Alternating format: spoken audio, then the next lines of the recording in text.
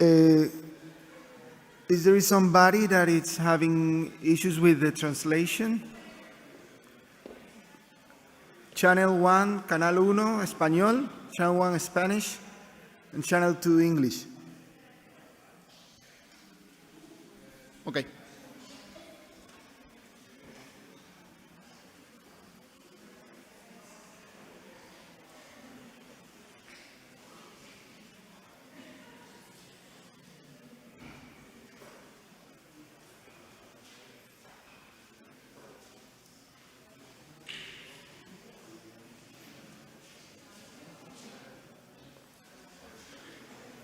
Se ve muy pequeño.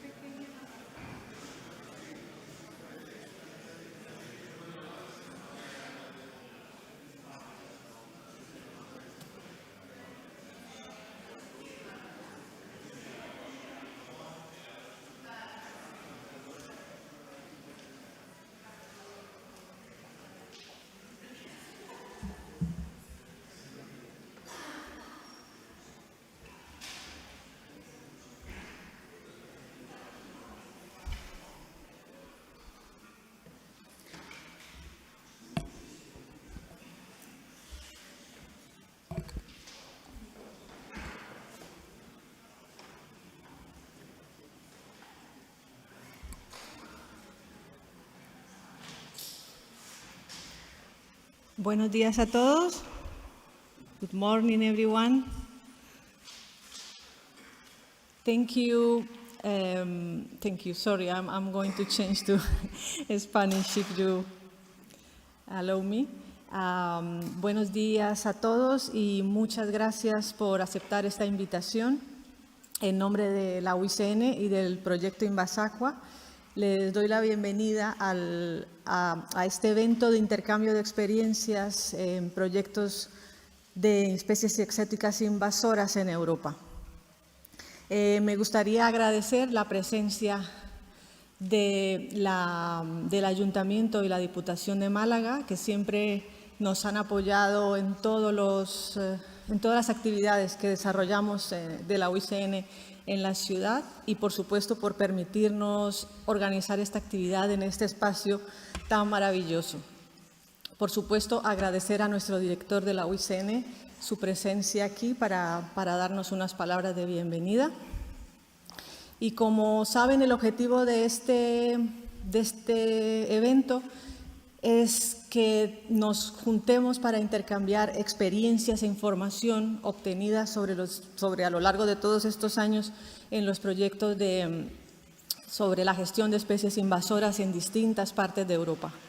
Yo espero que todos aprovechemos estos 2 días de trabajo intenso, de intercambio de información, pero también de debates y también de momentos de intercambio y de contacto para definir, aprender y aplicar todas esas lecciones que hemos aprendido durante todo el desarrollo y la implementación de proyectos relacionados con la gestión de especies invasoras.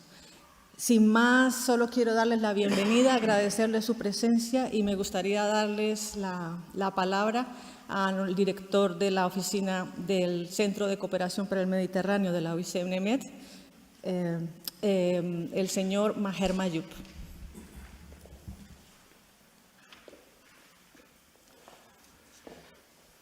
Muchas gracias, Catherine. Good morning, everyone. Distinguished guests, environmental authorities, project representatives, and attendees, good morning. Good morning to everyone. It is an honor and a great pleasure for me to welcome you to this important event on exchanging experiences regarding invasive alien species projects in Europe. In my capacity as director of the IUCN office in Málaga, I'm really delighted to be hosting this significant gathering. First and foremost, I would like to express my gratitude to all the environmental authorities present here, especially to Luis Medina Montoya Helgren, Director General of Environmental Sustainability of the Málaga City Council, and to Antonio Jesus Perez, Director of the Department of Environment, Interior Tourism, and Climate Change of the Málaga Provincial Government. Your presence here demonstrates the commitment and importance you attach to the management of invasive alien species in our communities. This event, organized under the framework of the Life in Vesagua project, aims to foster the exchange of information on the prevention and management of invasive alien species among stakeholders involved in various European projects. Through collaboration and shared learning, we hope to promote successful environmental solutions and effective practices in tackling these challenges. The Life in Vesagua project, whose main objective is to raise public awareness about invasive alien species in Iberian aquatic ecosystems, has organized this event to bring together projects from the European Union's LIFE program and other initiatives related to the management of invasive alien species. This is a unique opportunity to share knowledge, lessons learned, and foster collaboration among all participants. Over the next 2 days, we will have the opportunity to have and to hear presentations from representatives of distinguished projects who will share information about legal frameworks, best practices, and innovative approaches for the control and eradication of these invasive species. Distinguished guests and participants, I would like to emphasize the importance of this event as a space to establish synergies, to strengthen networks, and to foster collaboration among all stakeholders involved. Our ultimate goal is to transfer the lessons learned and the results obtained to the relevant European institutions to contribute in improving policies and actions related to invasive alien species. On behalf of IUCN and its Center for Mediterranean Cooperation here in Málaga, I would like to thank you all for your participation and dedication in the fight against invasive alien species. Your commitment and your expertise are crucial in finding effective solutions to protecting our ecosystems and our nature. Without further ado, I wish you all a fruitful 2 working days with learning, exchange, and collaboration. Thank you very much. Thank you.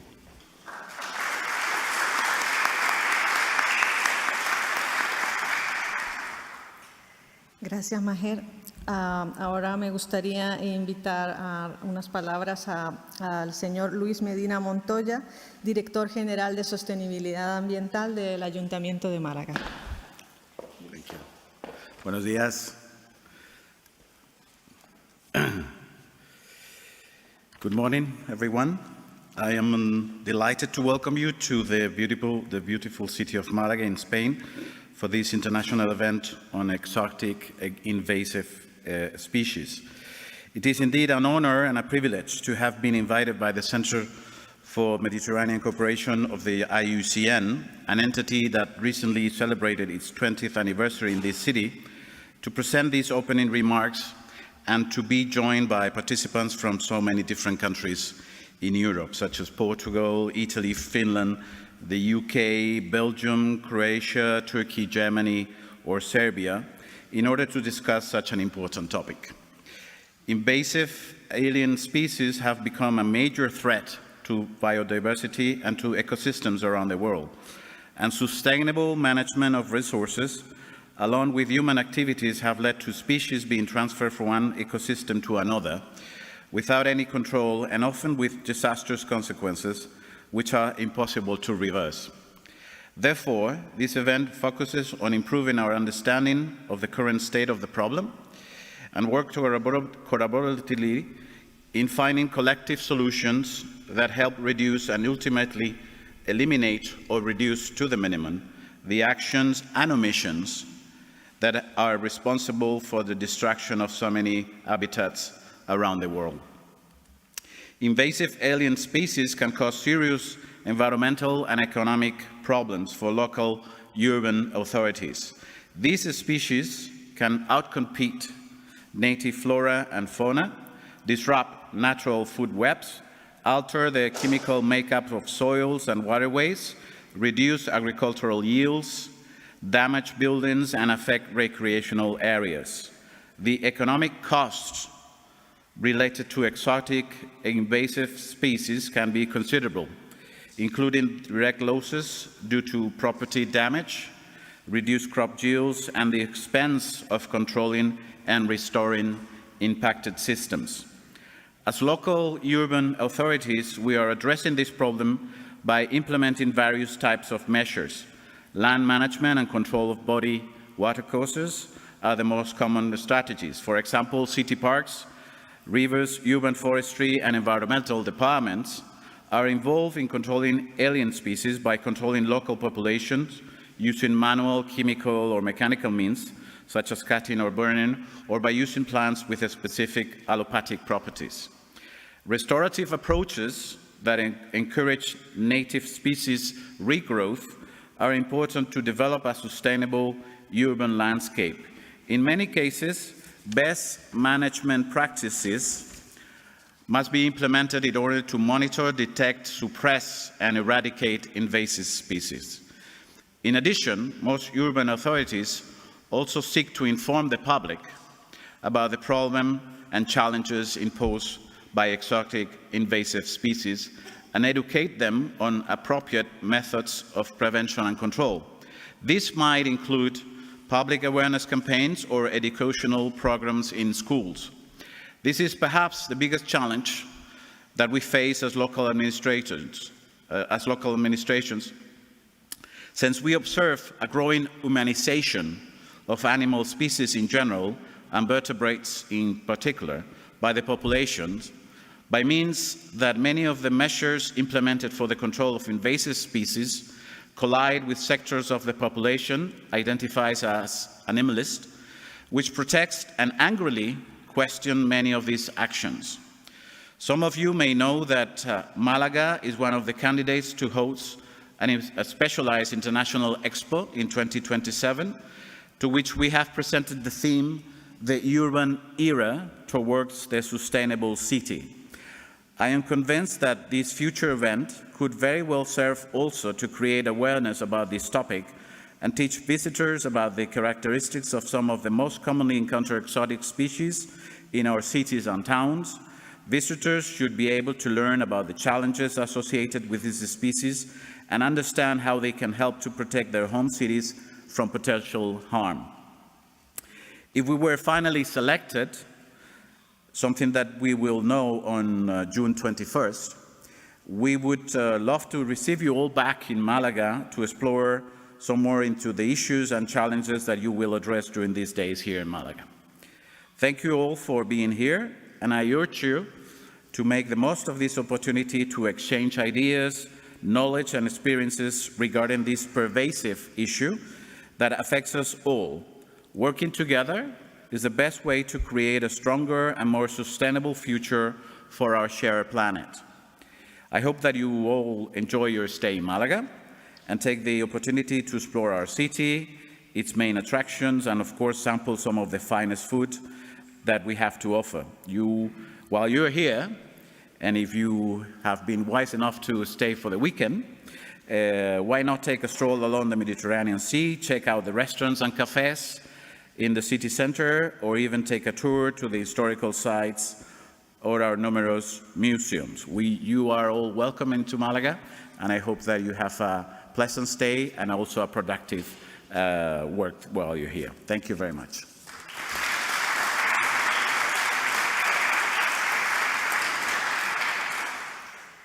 Gracias, don Luis. Ahora nos gustaría invitar a Antonio Jesús Pérez, de la Delegación de Medio Ambiente, Turismo Interior y Cambio Climático de la Diputación de Málaga, para que nos dé sus palabras.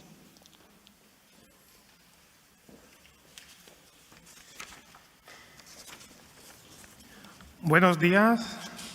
Desde la Diputación de Málaga se han llevado a cabo distintas actividades e iniciativas relacionadas con el control de especies exóticas invasoras. Así, en el marco del proyecto europeo IDARA, en los años de 2012 a 2015, se llevaron a cabo distintas actuaciones para la retirada de vegetación exótica invasora en los cauces malagueños.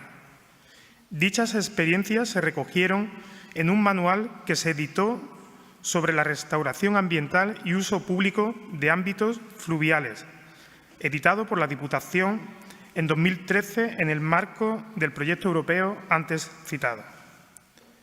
En la labor de asesoramiento y concienciación ambiental a los municipios se organizaron en 2017 y 2021 dos jornadas informativas con técnicos y responsables políticos de los distintos municipios malagueños para abordar el grave problema ambiental que están generando tanto en núcleos urbanos como en zonas rurales las especies invasoras vegetales y animales. Además, en 2021 se elaboró material divulgativo esencial para que la población tome conciencia de este grave problema ambiental. Se trata de una guía didáctica sobre las especies exóticas invasoras en la provincia. Esta publicación aborda las 26 especies invasoras de flora y fauna más frecuentes en Málaga, su origen, sus vías de introducción, modo de propagación y distribución actual. En esta publicación se hace hincapié en el papel de la ciudadanía para tomar conciencia y colaborar ante el grave problema ambiental de las especies invasoras. Se explica cómo evitar y colaborar frente a esta problemática, frenando su propagación y ayudando a localizar casos y presencias de especies invasoras en nuevos territorios, colaborando en las redes de alerta temprana. Entre las especies vegetales contempladas se incluyen plantas que alteran los ecosistemas dunares y costeros, como la hierba de la pampa o la uña de gato. Otras que desplazan a las especies autóctonas en los ríos, como es el caso de las cañas o las algas asiáticas que reducen las capturas de pesca y alteran el estado ecológico y sanitario de las playas. Entre la fauna destacan el mosquito tigre, vector de enfermedades infecciosas, el mejillón cebra, que obtura embalses y canales de riegos, o la cotorra argentina. Esta guía se complementa con un tríptico específico para las dos especies de cotorra, la argentina y la Kramer, más frecuentes en los ámbitos urbanos, analizando la biología de ambas especies, los problemas que causan y cómo pueden ayudar los ciudadanos a su control. Por otro lado, en el marco de las distintas actividades educativas realizadas al amparo de los programas de Málaga Viva, Birding Málaga, se trata la problemática de las especies exóticas invasoras como un tema transversal que se aborda en las distintas actividades educativas. Además, tanto de la producción vegetal que se realiza en el vivero provincial como en las plantaciones participativas de Málaga Viva y en las actuaciones de restauración vegetal del entorno de los tramos de la Gran Senda de Málaga y Senda Litoral, se apuesta por el uso de especies vegetales autóctonas y, en parte de estas actuaciones, se ha procedido a la plantación de acciones de retirada de especies invasoras, sobre todo en los medios litorales. También se ha prestado apoyo financiero y logístico a distintas ONGs ambientales que realizan actuaciones de retirada de especies exóticas invasoras, como es el caso de la Asociación Produnas o el Aula del Mar de Málaga. Muchas gracias.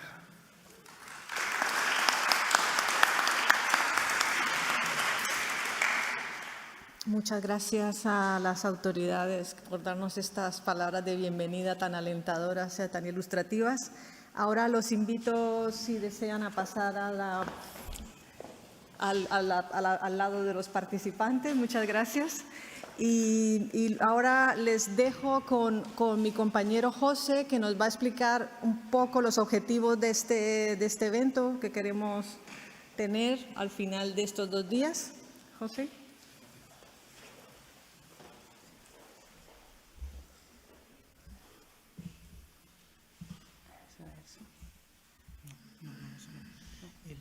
carpeta de la presentación.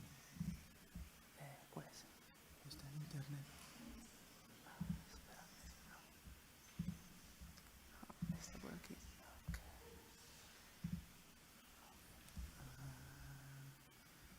25. No. Espera. Ahí está. Se puede poner en... Sí, espera. Sí. Perfecto. Okay. Hola a todos, buenos días. Bueno, me llamo José Antonio y voy a ser un poco el que os va a acompañar en todo este evento, facilitando que todo sea un éxito, ¿no? Hay un gran equipo de profesionales del proyecto Invasacua, de la UICN en Oficina del Mediterráneo, que han venido trabajando. Les voy a presentar cuáles son los objetivos del taller, un poco para que entendamos en el panorama en el que nos estamos manejando y lo que esperamos lograr en estos días. Básicamente, como pueden ver aquí, en realidad esta información la pueden encontrar igual en el programa. Dentro del marco de los objetivos del Life Invasacua, se ha trabajado en 4 pilares necesarios para poder fortalecer todo lo que se quería plantear en el proyecto, en el marco de este taller que va a durar 2 días.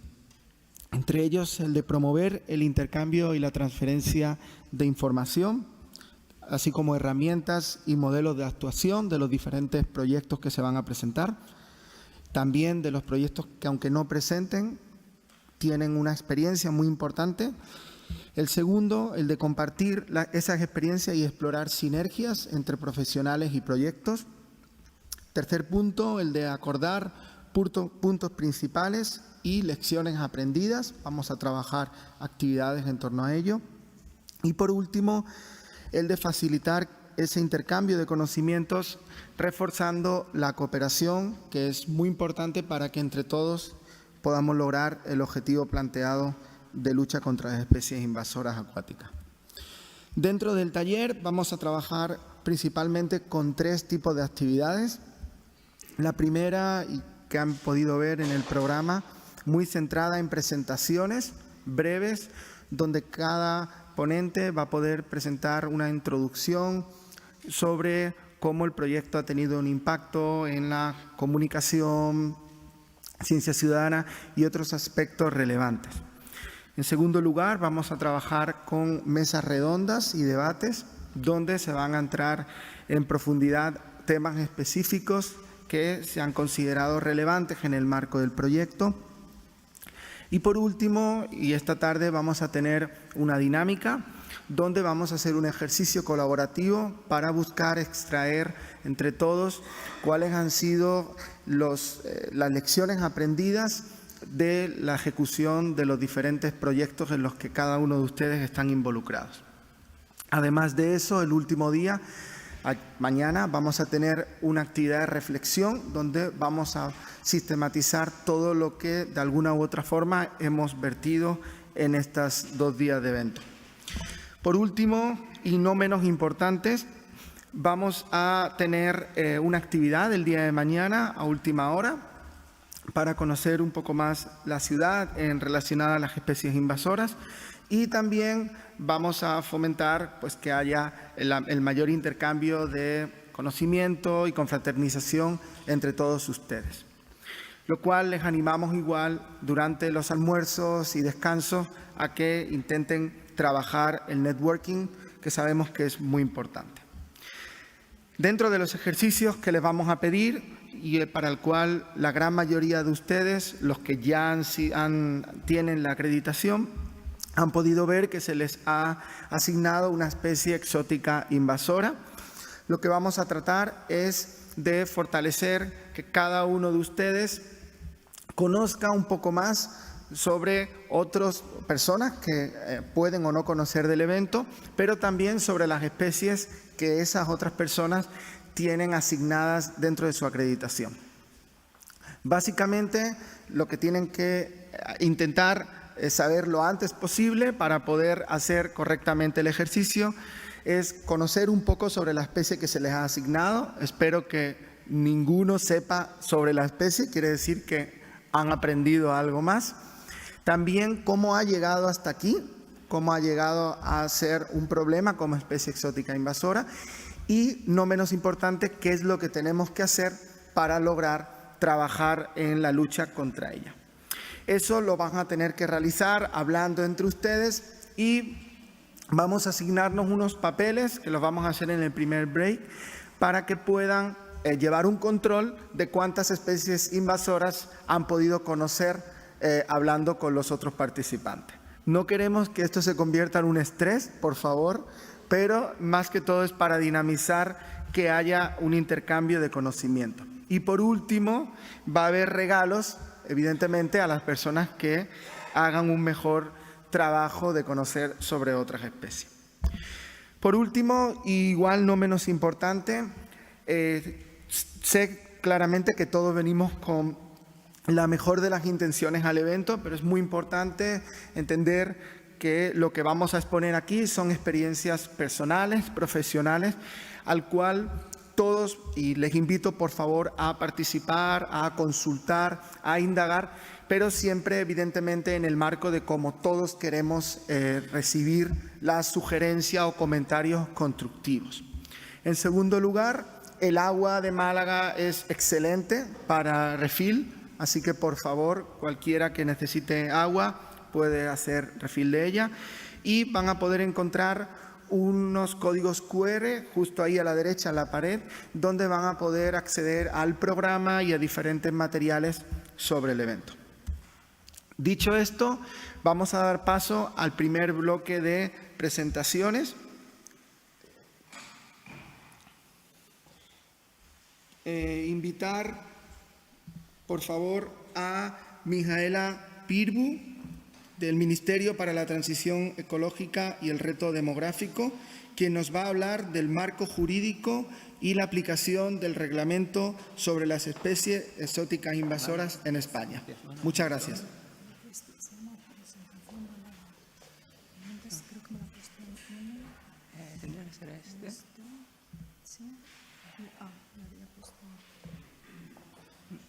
Ok, legislación normativa Málaga. Esta, perfecto.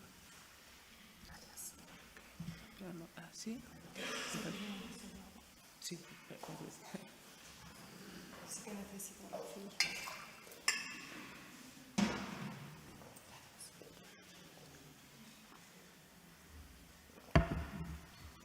Buenos días a todos. Muchas gracias por la organización de este evento y por invitarme a participar.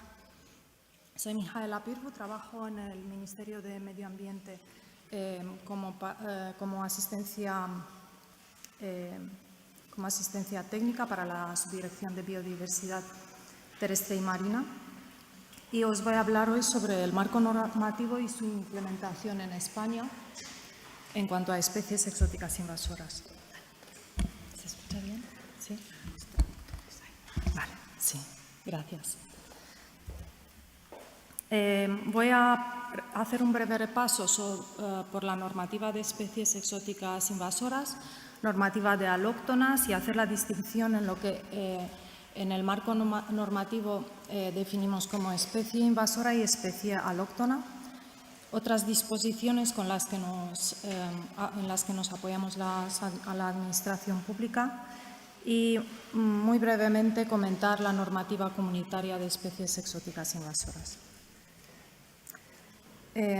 Esta es una cronología sobre lo que son los hits más importantes, empezando por la Ley de Patrimonio Nacional y Biodiversidad, que es la ley base para la conservación de la naturaleza en España. Todo el marco normativo es un proceso bastante dinámico en el que hay modificaciones, en el que no se pueden contentar a todos los sectores, por lo tanto hay recursos y sentencias. Lo más importante es la publicación de esta ley de 2007. En el 2011 se publica por primera vez un catálogo, es un listado de especies exóticas invasoras que se se anula,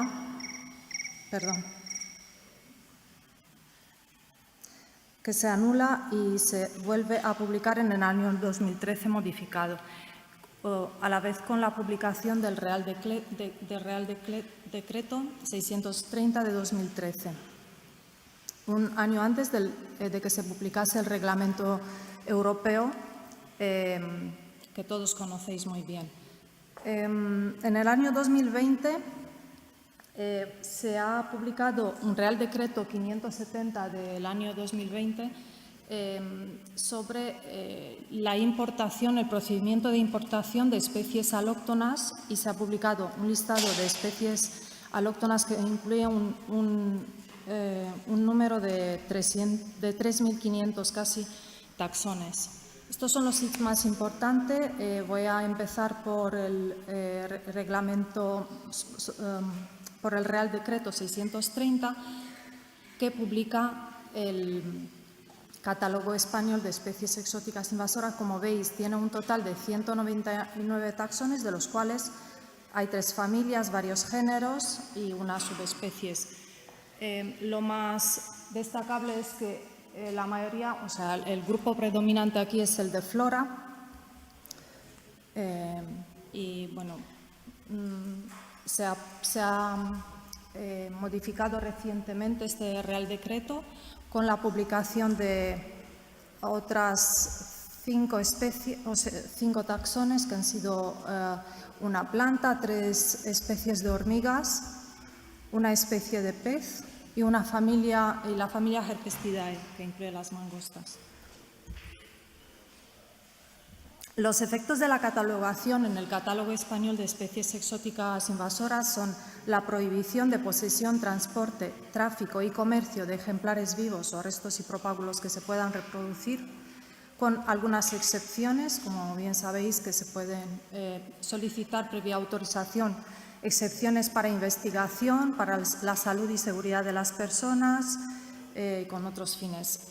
La prohibición, se incluye también la prohibición de reintroducción y introducción en el medio natural. La pesca y la caza son contempladas como métodos de vía de control. Por ejemplo, se puede permitir pesca o caza en un territorio donde la especie ya se había introducido antes del año 2007. Bueno, y también incluye la obligación que las autoridades deben tomar medidas de prevención, gestión, control y posible erradicación. Para comentar un poco cómo se hace la modificación del catálogo, existe la posibilidad que cualquier persona o asociación o entidad pueda transmitir una solicitud justificada al Ministerio, en concreto a nuestra Dirección General de Biodiversidad, Bosque y Desertificación, según un modelo de argumentación científica que se puede descargar en el enlace que he puesto abajo, según el artículo 5 del Real Decreto 630, que desarrolla las condiciones en las que se puede solicitar una nueva inclusión en el catálogo. Si hay información suficiente, se envía al comité científico que elabora un dictamen, y con la memoria técnica justificativa y el análisis de riesgo elaborado se envía la información al Comité de Flora y Fauna Silvestre y a la Comisión Estatal. Después, a través de la información, se informa públicamente y se llega, previo informe del Consejo del Estado, a la Comisión Estatal de Patrimonio Nacional y Biodiversidad, y se publica en el BOE. Como os decía, el marco normativo hace distinción entre lo que es una especie alóctona y lo que es una especie invasora. La alóctona es una especie que está, igual que la especie invasora, introducida con la ayuda del hombre fuera de su área de distribución natural, y es susceptible de competir con las especies silvestres autóctonas, alterar su pureza genética o los equilibrios ecológicos. Y la especie exótica invasora es la que ya supone un agente de cambio y amenaza para la biodiversidad nativa y ha demostrado un efecto invasor. La normativa de alóctonas, este término se introduce en el 2020 con el listado de alóctonas. Como os comentaba, a través de 3 criterios: historial invasor, peligrosidad y vectores de organismos nocivos, se han incluido casi 3.500 taxones, se está actualizando permanentemente.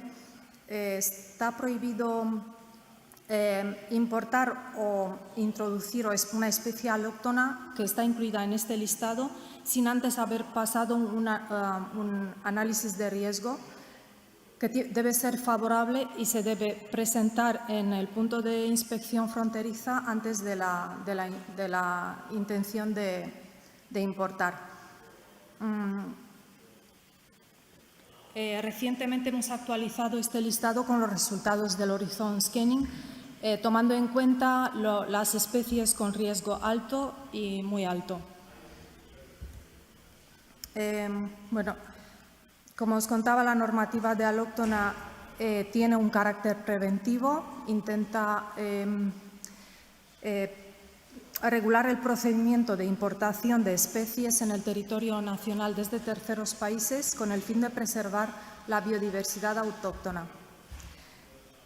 Por un lado tenemos las especies invasoras, que tienen los impactos conocidos, y por otro lado las especies alóctonas, que a través de vías de entrada, que normalmente son actividades económicas, pueden presentar un efecto invasor y transformarse en invasoras, que se gestionan, como bien conocéis, a través de medidas de control y gestión de proyectos. Y bueno, lo que se intenta a través de esa normativa es reducir la entrada de especies exóticas que puedan tener un efecto negativo en la biodiversidad. Para hacer un resumen de lo que es la normativa en España, por un lado tenemos el catálogo español de especies exóticas invasoras y la lista de especies preocupantes de la Unión Europea. Como conocemos, está prohibida la tenencia, transporte, comercio de ejemplares vivos de las especies catalogadas, y las autoridades deben aplicar medidas de gestión, control y posible erradicación. Hay una actualización permanente, siempre se reciben propuestas de particulares, asociaciones u otras administraciones públicas. Y por otro lado tenemos el listado de alóctonas que se refiere al proceso de importación. Bueno, como os comentaba, se necesita una autorización previa, valorando un análisis de riesgo que debe presentar el promotor. Si es positivo, se contemplan otros requisitos en cuanto a sanidad animal, sanidad vegetal, o si es negativo, se supone que la especie es susceptible de competir, alterar pureza energética o los equilibrios ecológicos. Entonces se puede catalogar de oficio entrando en el catálogo, añadiéndose al catálogo español de especies exóticas invasoras. Bueno, entre tantos listados negros y grises, esperemos que pronto tengamos un listado positivo.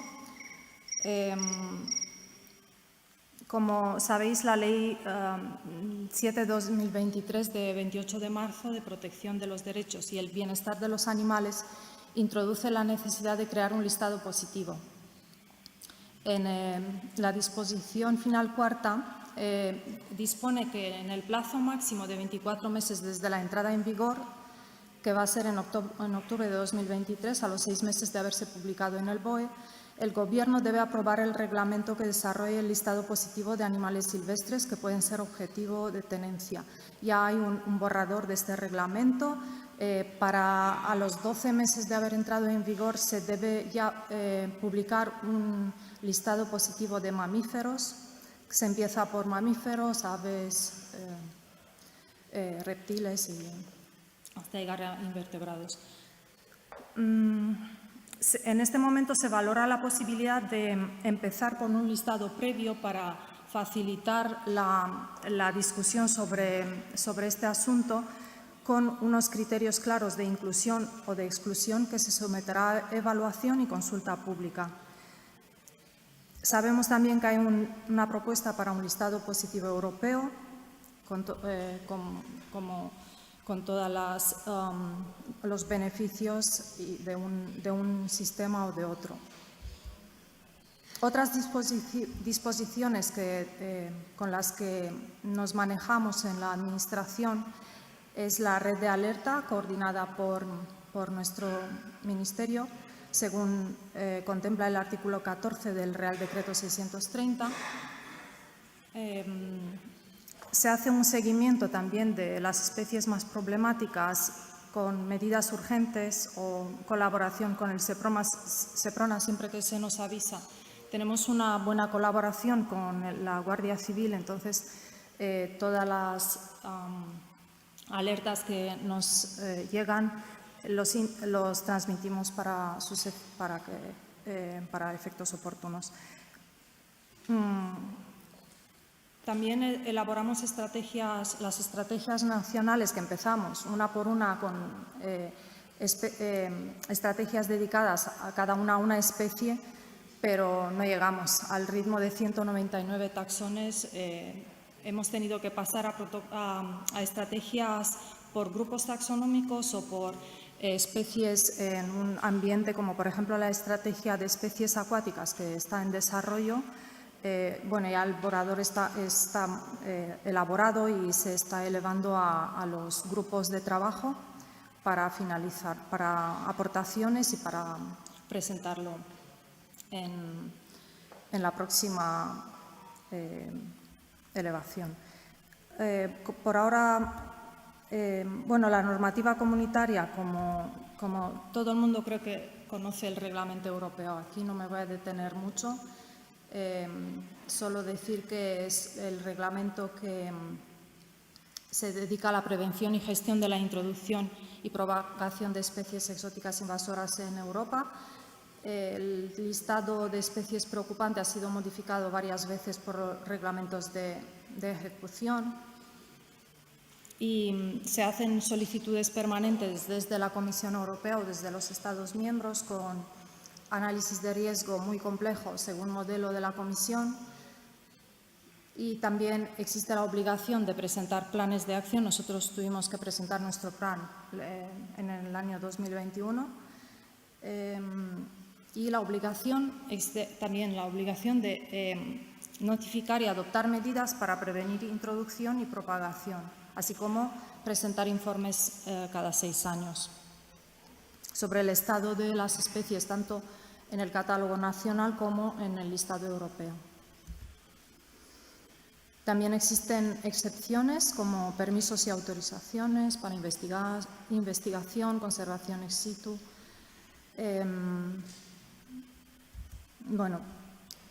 Esto es todo. Me gustaría despedirme animando a todos los que estáis en esta lucha muy poco gratificante de las especies exóticas invasoras, recordando una frase de Francis Bacon, que es: la naturaleza se domina obedeciéndola.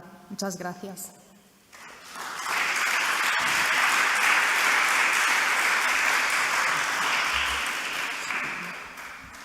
Muchas gracias. A continuación,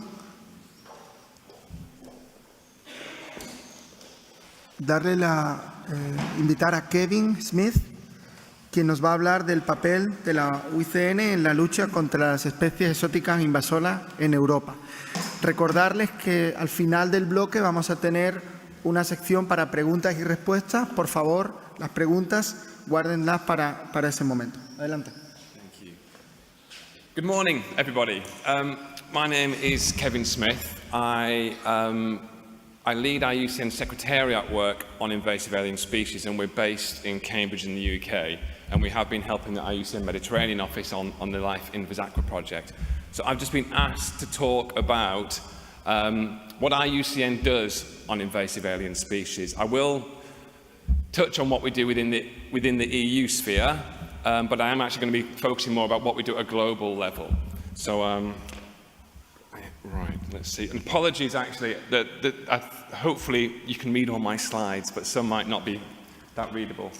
So before I get into the detail, a little bit of information about what IUCN is. Okay, we're actually a membership union. We're uniquely made up of members from government, state agencies, NGOs, indigenous people organisations. We also have academic and business associations. We have over 18,000 experts across 6 commissions. I think probably quite a few of you in the room are members of the Invasive Species Specialist Group, which is in one of those commissions. And we also have the Secretariat, which is what obviously myself and Anna and Katie both work for, and Catherine.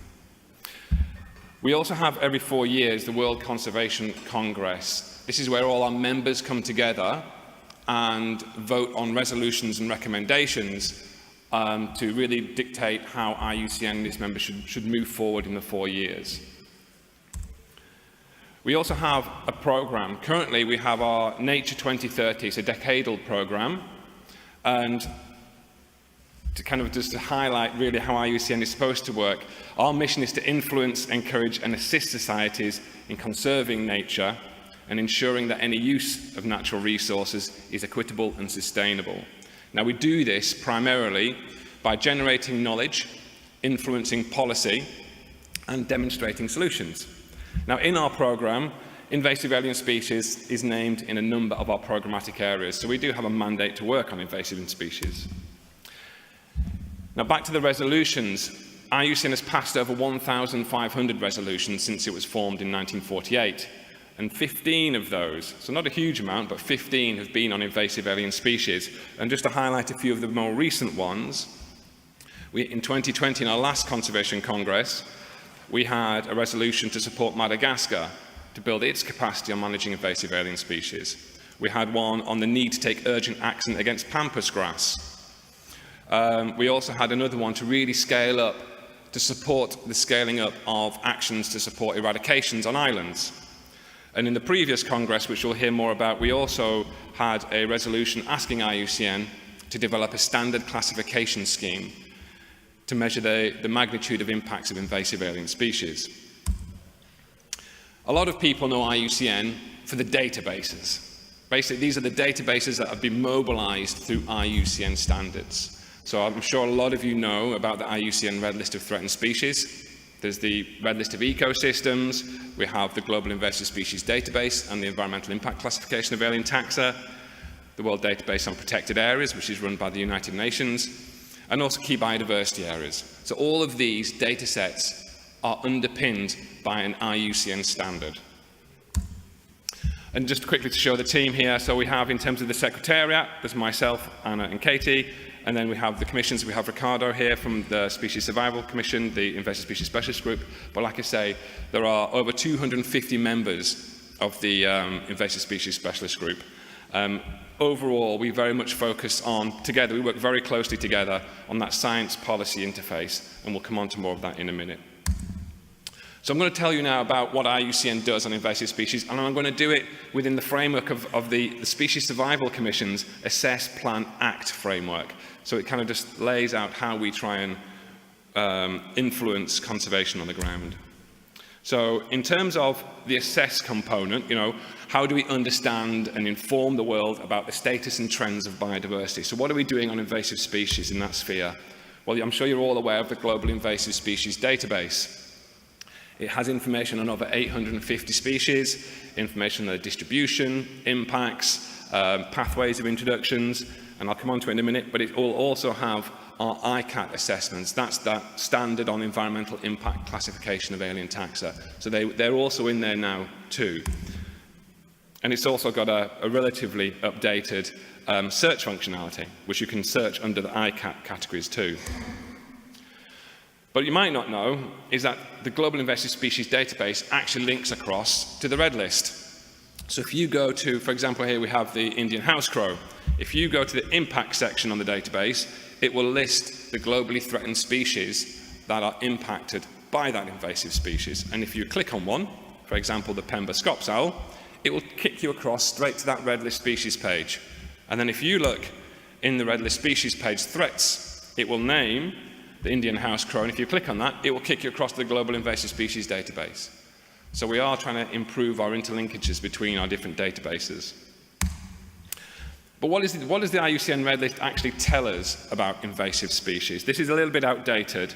There are currently over 150,000 species that have been assessed by the IUCN Red List. What it does, it assesses extinction risk using quantitative criteria and assigns them into different categories. And you can see those categories there. Those species that are assessed as critically endangered or vulnerable are what we term threatened species. So we have 150,000 species on the red list. Now, or you can just about read that, I hope. What this shows is the different threats across the bottom, going from development, agriculture on the left, all the way to climate change on the right. The green bars show you the proportion of all species that have that threat category assigned to it. The red bars are only those threatened species. So really, what are the drivers causing species threat status? And you can see here, it's really biological resource use and agriculture. Both over 60% of threatened species have those threat categories assigned to them. So they're really driving species extinction risk. And then if you look, invasive species are over here. About 25% of threatened species have got invasive alien species assigned to them as a driver of their extinction risk. But the picture changes quite drastically when you look at extinct species.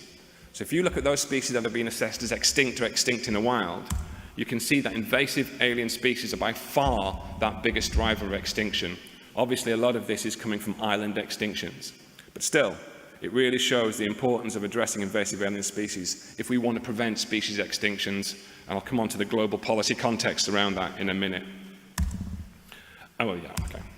Yeah, so in essence, we know that about 16.2% of extinctions are driven only by invasive alien species. An additional 40% of extinctions are driven by invasive species along with other threats, where 43% of extinctions are driven by other threats. This is a little bit outdated.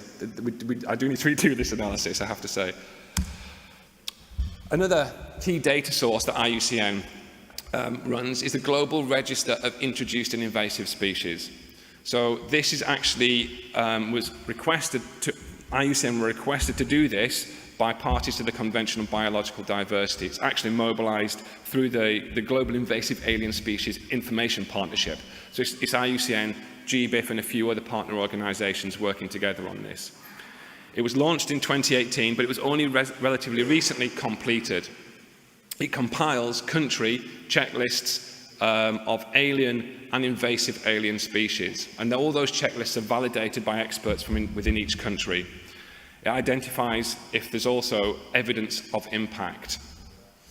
We are trying to collate more information on their pathways, on their impact mechanisms, so we are trying to improve the data set, and it takes a lot of effort. So this is actually run by the Species Survival Commission's Invasive Species Specialist Group, so this is actually run by them. It takes a lot of effort to keep this going. The other recent development really is the publication of IUCN's standard on measuring the magnitude of impact. So a lot of you probably heard about this. This is the Environmental Impact Classification of Alien Taxa. I'm not going to go into too much detail on this because Anna's got a presentation specifically on this. But essentially, it's what we call an IUCN standard. And it was published in 2020. And it really uses semi-quantitative criteria, and it ranks alien species based on the magnitude of their impacts upon native biodiversity.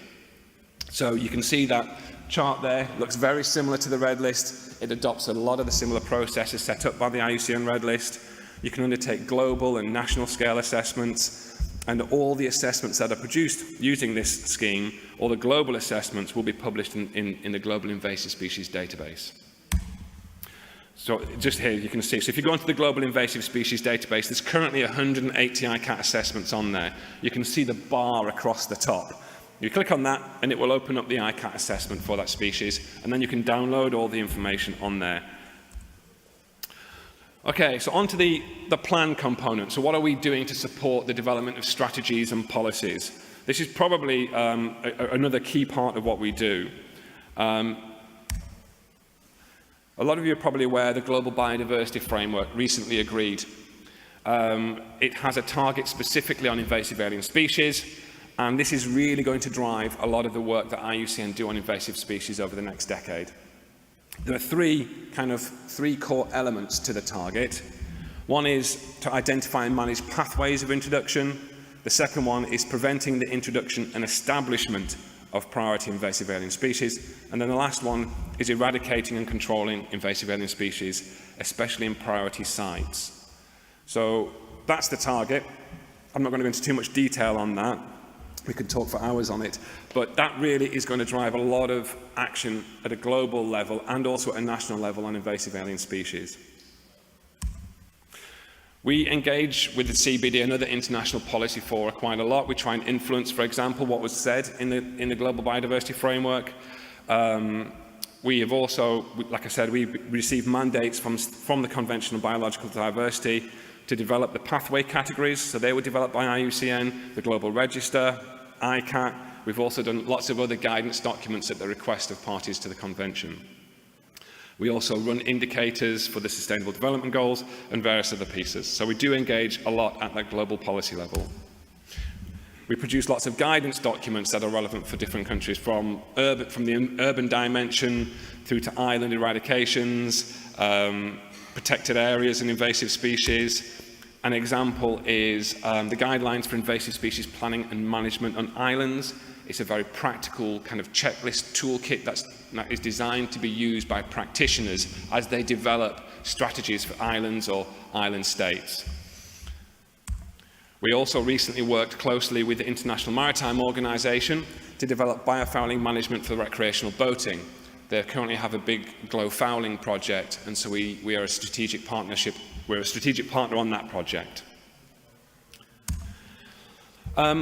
And this is actually, a lot of our work is actually on this. So we have had since 2016, so soon after the regulation came about, we have actually had service contracts with the European Commission to support them in implementing the regulation. And I'll come on to a little bit on that. And secondly, we had a 3-year contract with them also on the humane management of vertebrate invasive alien species, and I'll mention that again in a second. So they're the two big bits of work that we have at the European scale. Yeah, you can't see that, it's a shame. So I do apologise, but this is essentially an infographic that we've developed that really sets out the key elements of the EU invasive species regulation. So basically, just in terms of, we provide a lot of guidance and analysis. We do pathway management documents to support countries in managing those pathways. We've done documents on soils, on ants and flatworms. We've done identification guides to support customs and surveillance. We're also currently working on the general surveillance guidelines for marine, terrestrial and freshwater environments. We've developed many invasive alien species management best practices, which looks at all the different measures that can be used to prevent a species, early detect it, eradicate it, manage it. And we've done it for nearly all of the species listed on the regulation. We've also actually done management practices also for invasive alien species that are both native and alien to the EU, really to support countries if they want to develop those national or regional lists of union concern, because obviously if a species is native to parts of the EU, it cannot be listed on the union list. And we also support the Commission in the Member State reporting processes. We've developed Member State reporting templates. We support the review of Member States and pathway action plans, and we also help them undertake the review of the Union list under Article 4. So really, that is really a huge part of our work. So onto the welfare side of things. the regulation states in a number of places that if you're going to undertake management or eradication measures, you need to spare avoidable pain, distress, and suffering of those animals. But there's no guidance about how to do that. How can you incorporate that kind of information, or how can you identify if that's happening or not? And how do you incorporate it into decision-making processes? So we actually ran a project with a very broad consortia. We had animal welfare groups, we had organisations involved in the active management on the ground, we had the European Association of Zoos and Aquarium, so we had a really broad group of stakeholders on this project. We identified all the management actions that can be used, both lethal and non-lethal, to either control or eradicate at the time, the 22 vertebrate species of union concern. And we assessed each of those measures for their effectiveness, their side effects, their costs, and of course their welfare impacts. Now, the way that we did that was we used the 5 domains approach, which was kind of really developed by Sharp and Saunders. And this looked at assessing for each of... Oh, can you read that? Okay, well, I'll quickly say.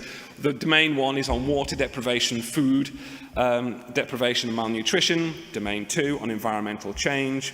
Domain 3, which is on disease, injury and functional impairment. And domain 4 is on the behavioural or interactive restrictions.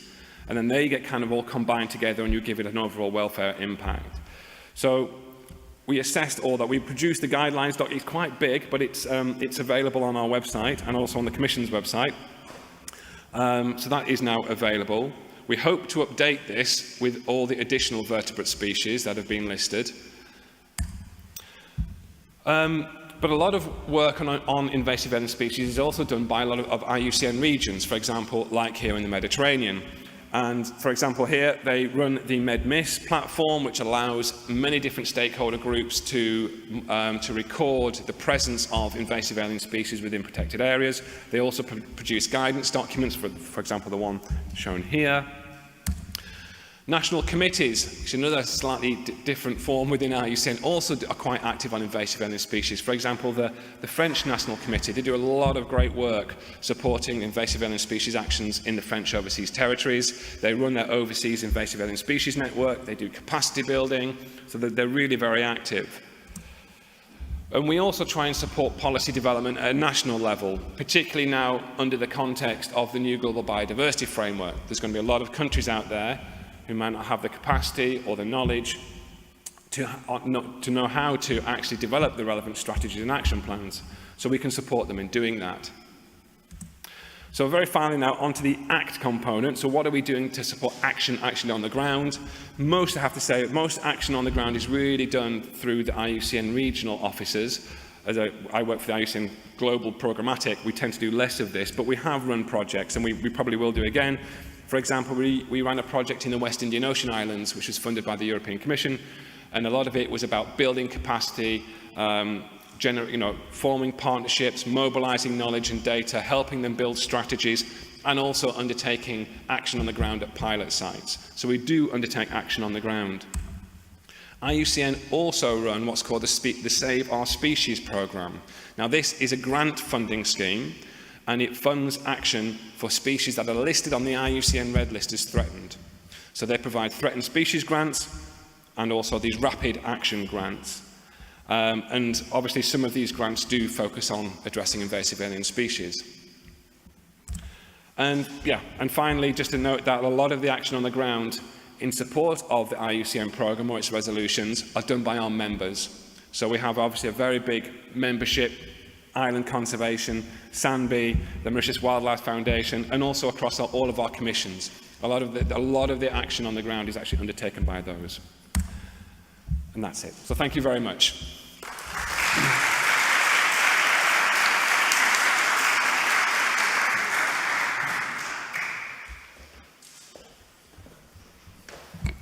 Gracias, Kevin. A continuación, damos pase a Ricardo Escalera, del grupo de especialistas del IUCN Invasive Species Specialist Group, que nos va a hablar de la contribución del programa LIFE a la política de la Unión Europea sobre especies exóticas invasoras. Adelante, Ricardo. Thank you, everybody. Yes, what I would, my presentation will focus on the history of life in relation to alien species.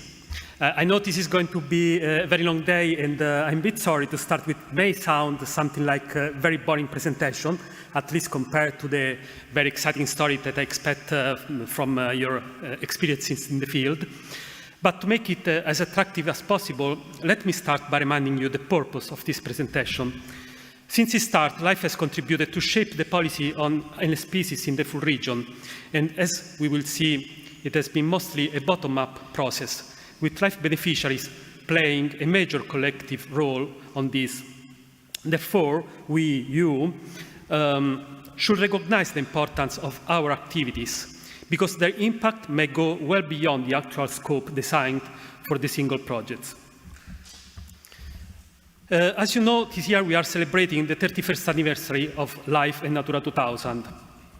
To commemorate this event, I thought I would take you on a quick journey to rediscover how biological invasions were dealt with within the EU since its beginning of Life and Natura 2000, therefore since 1992. The story began with the introduction in the European Union of what are referred to as two monumental pieces of legislation, more than 20 years before the Alien Species Regulation would be adopted. This legislation includes the Habitats Directive and the Life Regulation. The Habitats Directive led to the creation of Natura 2000, a Europe-wide network of protected natural areas, and the Life Regulation laid the foundation for its implementation. Since then, the Life Programme has co-financed more than 5,600 projects across the European Union, while Natura 2000 evolved into the largest coordinated network of protected areas in the whole world. The network protects 27,000 sites, which altogether make up 18% of the land area and 9% of the seas in the EU.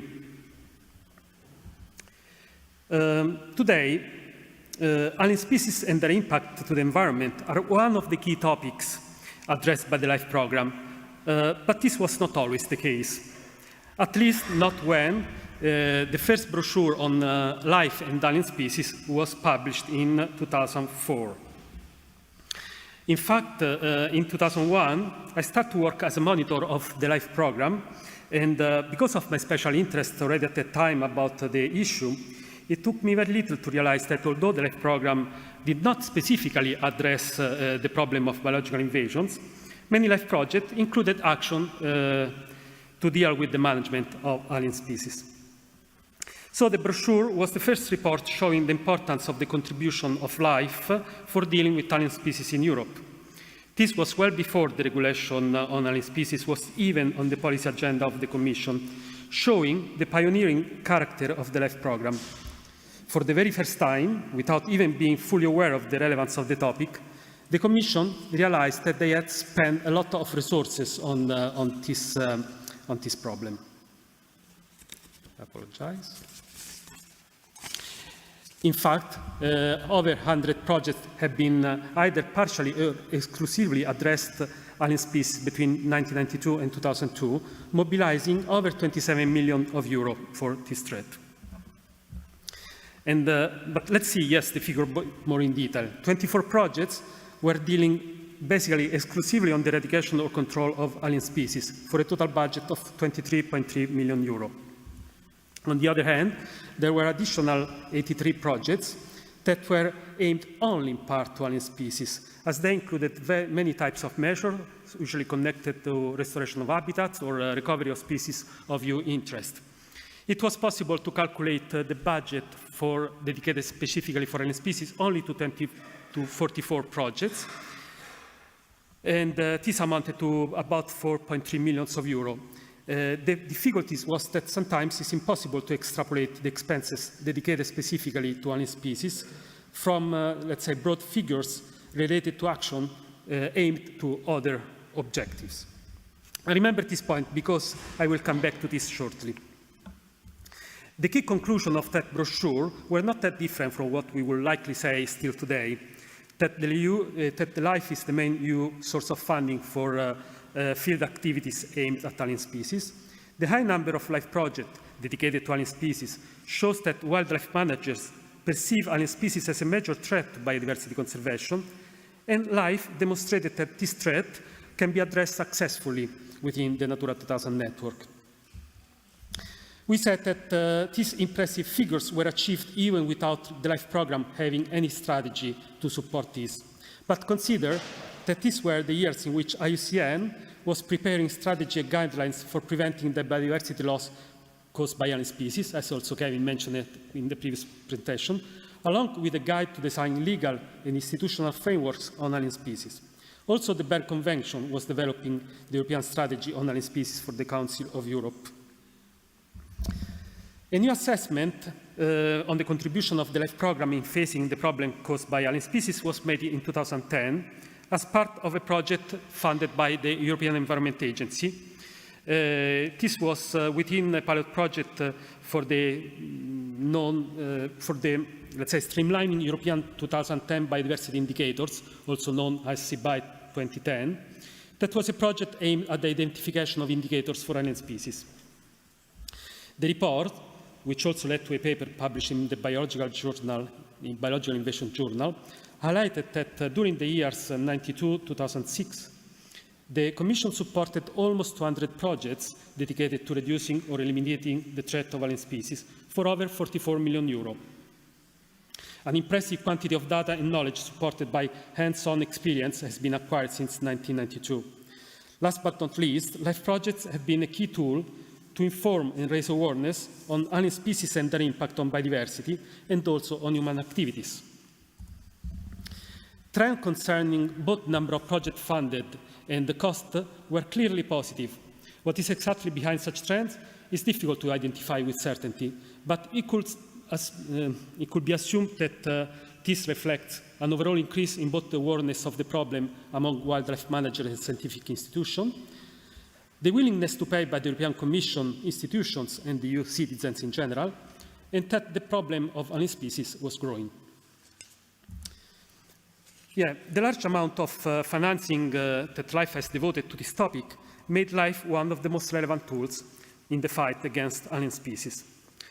The European Environment Agency work had also the merit to show that the amount spent in new funding programs on nature conservation research will provide an opportunity to calculate an effective response indicator on alien species management and research. Such response indicator may help measure the extent to which efforts are being made to reduce the rate of biodiversity loss due to the spread of alien species, and help lay people and policymakers understand the relevance and meaning of the problems linked to this issue. Therefore, the information on costs for management and research on alien species may be very useful for policy purpose, for example, by raising awareness of the problem and the importance of such financial instrument in the fight against alien species. This complies with the need for cost effectiveness and the important principle of communication simplicity. Again, a main limit to collect this kind of data was about the figures for measures aimed at alien species included in larger projects with objectives going beyond the fight to this threat. A new brochure on alien species made within the LIFE program was published by the Commission in 2014, exactly 10 years after the first brochure, in occasion of the adoption of the regulation on alien species. It appeared that in the period 2007-2012, the Commission had gathered data from 99 projects that have taken action to remove alien species for a total budget of 16.5 million euro. This allowed to update the previous figures for the full period between 1992 and 2013, with a total of 265 projects, including measures for some 70 million euro of budget. In other words, the LIFE program contributed to generate an impressive body of knowledge in terms of innovative actions, lessons learned, experience, best practices, and technical information, and had a key role in paving the way for the development and adoption of the EU regulation on alien species, which entered into force in 2015. This was a long-expected piece of legislation that the LIFE program has definitely contributed to shape in many ways, thanks to the number of lessons learned on alien species policies and practices gathered through the implementation of hundreds of projects and measures. The Alien Species Regulation seeks to address the problem of alien species in a comprehensive manner so as to protect native biodiversity and ecosystem services, as well as to minimize and mitigate the human health and economic impact that these species can have. For this purpose, the Alien Species Regulation foresees 3 types of interventions: prevention, early detection and rapid eradication, and management. Basically, such interventions correspond to the typical measures financed by the LIFE programme, implemented through this instrument even before the regulation on alien species entered into force, thanks to the provisions set in the EU Biodiversity directives, but also, as we have seen, to the policy document developed by the IUCN, the Berne Convention of the Council of Europe, the Convention on Biological Diversity, etc. As a result, starting from the LIFE programme 2014-2020, the LIFE sub-programme for the environment included alien species as a thematic priority. Therefore, as LIFE continues to finance projects targeting these measures, the programme is considered essential for ensuring a sound implementation of the Alien Species Regulation, including the risk assessments required to inform the evolution of the list of species of union concern, which represents the core part of the regulation. Additionally, following the adoption of the Alien Species Regulation, some specific inputs were expected from LIFE project and alien species, as summarized by the Commission in a platform meeting that took place a few years ago, and I will show in the next slide. Yes, in this slide you can see some of the example of inputs expected from LIFE project that the Commission communicated in a previous workshop. There are measures from prevention regarding the management of pathways, on early detection, on rapid eradication and management, and also horizontal issues, of course, involving rural stakeholders or the wider public. So, yes, the slides that I show you were taken from this platform meeting organized on behalf of the Commission in 2017 by the Italian Life Integrated Project Gestire 2020. It was the first pan-European workshop on life and alien species after the launch of the new regulation. Over 120 people attended the meeting in 2 days, with representatives from 51 life projects. Moreover, as a key output, a 142 pages booklet describing 62 life projects was published. The aim of that workshop was to share the many experiences and case studies which should deserve adequate dissemination and which should act as example for the development of further ideas and proposals. It was also an occasion to promote the assessment of strengths and weaknesses of the LIFE programme in relation to the implementation of the EU regulation on alien species, evaluate future challenges and opportunities, including links with other nature protection legislation, along with possible synergies with other EU financial instruments. At the end of the workshop, a document was finalized, including recommendations for improving the performances of LIFE projects on similar issues, facilitate networking, and contribute to ensuring a sound implementation of the regulation. The discussion of the conclusive document was a very important moment which characterized the meeting and provided the opportunity to share further experience and opinions on a number of critical issues relative to the sound implementation of LIFE projects dealing with alien species. The main conclusions and recommendations were that LIFE has been the financial tool, the main one to deal with the threat posed by alien species in Europe, and provided impressive results in terms of successful case studies with a high replicability potential. Therefore, a dedicated network of LIFE projects focusing on alien species should be promoted at the EU level. This should ensure appropriate information flow and replicability of project results and experiences on alien species management, including ways to involve stakeholders at all scales. All these publications, supported by a few other technical papers and reports, stress the importance of the LIFE instrument in relation to development and further implementation of the EU policy and legislation on alien species. Additionally, several conferences and workshops were organized within the LIFE programme with a focus on specific alien species-related themes or regions, along with a number of other media products. Such communication and information activities are essential component of each single LIFE project, thanks to the strong element of outreach that characterizes the programme itself. Their effects have been twofold. It was pivotal to raise awareness on alien species, so to change people's attitude toward the problem, And it gave the necessary visibility to the LIFE instrument itself, confirming its role as a key financial tool to fight alien species in Europe. This event here, like the platform meeting on invasive alien species, represent a major opportunity to share experience and knowledge on the work done within the EU to fight biological invasions, in compliance with the overall EU environmental policy and legislation framework. It is indeed a most welcome follow-up of a previous unanimous request for measures to ensure how to best contribute to facilitate networking between our project beneficiaries and alien species practitioners, promote an effective use of the LIFE funding along with any other relevant EU financial resources, and ultimately contribute to the sound implementation of the EU regulation on alien species. So I'm mentioning these past works because at that time the only source of data was the LIFE database. Nevertheless, there are some caveats that do not allow this source to be exhaustive and fully exploited. Data on EU funding programs for the previous works have been analyzed by pre-selecting the relevant project funded through the LIFE program by searching on this public available tool, but a second step was necessary to verify the exact amount of money allocated to alien species management research in these projects by contacting either the beneficiary or financial authorities. This was particularly important for projects that included measures other than those for alien species, as we have seen in previous slides. These steps is really required as also also other internal database owned by the Commission, like the one of the KPI that many of you probably are familiar with, include only 280 projects on alien species. Therefore, it's likely that there is still a lot of information on management of alien species in LIFE projects that risk to be lost. This would justify the need to develop a more detailed database dedicated to the issue. So, how to proceed then? As part of a report made by IUCN within this framework contract mentioned by Kevin in the previous presentation, we have developed a dedicated template to collect data from LIFE project.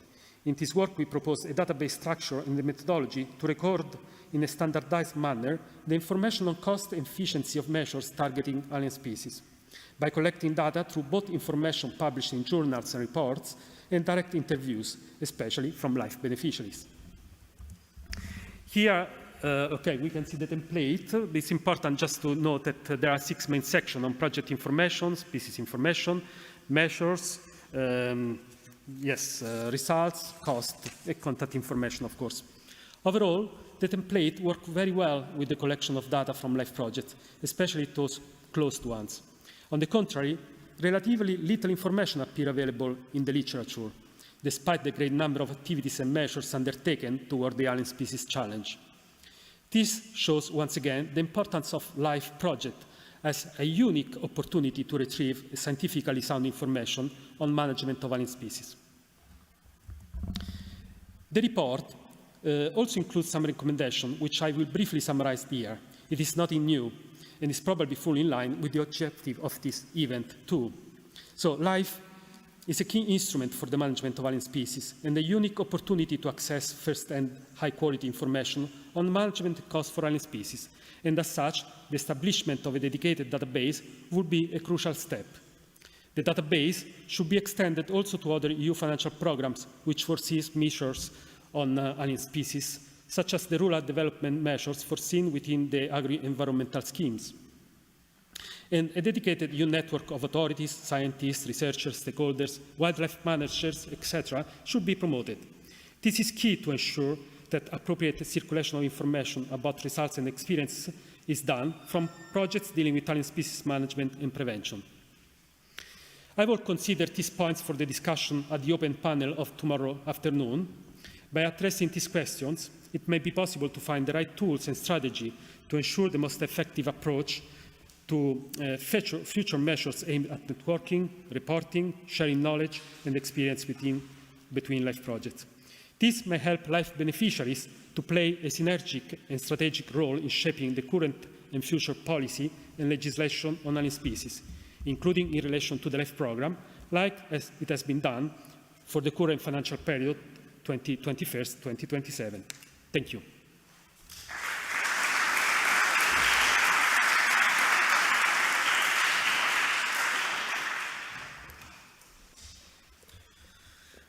Gracias, Ricardo.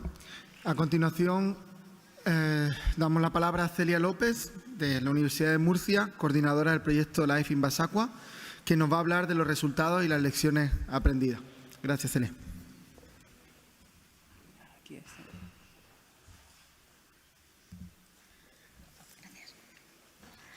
Well, good morning, everyone. Sí. Oh.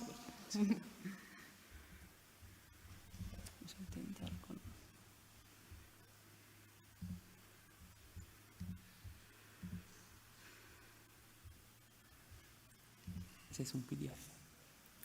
Sí. Okay, thank you. So, good morning, everyone. I'm here on behalf of the coordination team of Life in Basacua project. And I would like to thank you all for being here today, and especially also to our IUCN colleagues for the great work done organizing this event. Well, as you know already, and it has been very much highlighted in the Life in Basacua, is a life project program focused on aquatic invasive species and raising awareness in the Iberian Peninsula. This LIFE project is focused on is set within the Environmental Governance and Information LIFE program. The topic, as I said, is aquatic invasive species, both freshwater and estuarine within Iberian inland waters. As you can see, also, we are now a little bit ahead of the end of the project, since it started 5 years ago, almost 5 years ago, in November 2018. And now it's almost half a year ahead, so this is a great opportunity to start evaluating all the achievements and lessons learned and sharing in this type of encounters and spaces. So the main goal of Life in Basacua is raising awareness and prevention of aquatic invasive species in the Iberian Peninsula, both with key stakeholders, also managers and the general public. But to achieve this main goal, we are working on 3 main objectives. The first one is support the EU regulation on IIS by creating these synergies between knowledge building, scientists, managers, and so on, and management responsibles. Also to improve the Iberian capacity for early warning and rapid response by creating awareness, training, and providing dedicated materials to target groups that are very much in contact with the management issue. And also one of the main objectives is to raise general public awareness, because this is also a key issue to support the implementation of policies in the end. So to go and to work through these main lines, to go through these 3 main objectives, we have packed our activities and actions in 3 main types: governance, communication, training, and awareness, and replicability and transferability. So starting with the governance actions, these actions focus mainly in the production of technical reports and technical materials to support managers in the end to do their work. So in 2020, we produced the update of aquatic invasive species list for the Iberian Peninsula, both for alien, currently present species, and alien species that can be potentially invasive.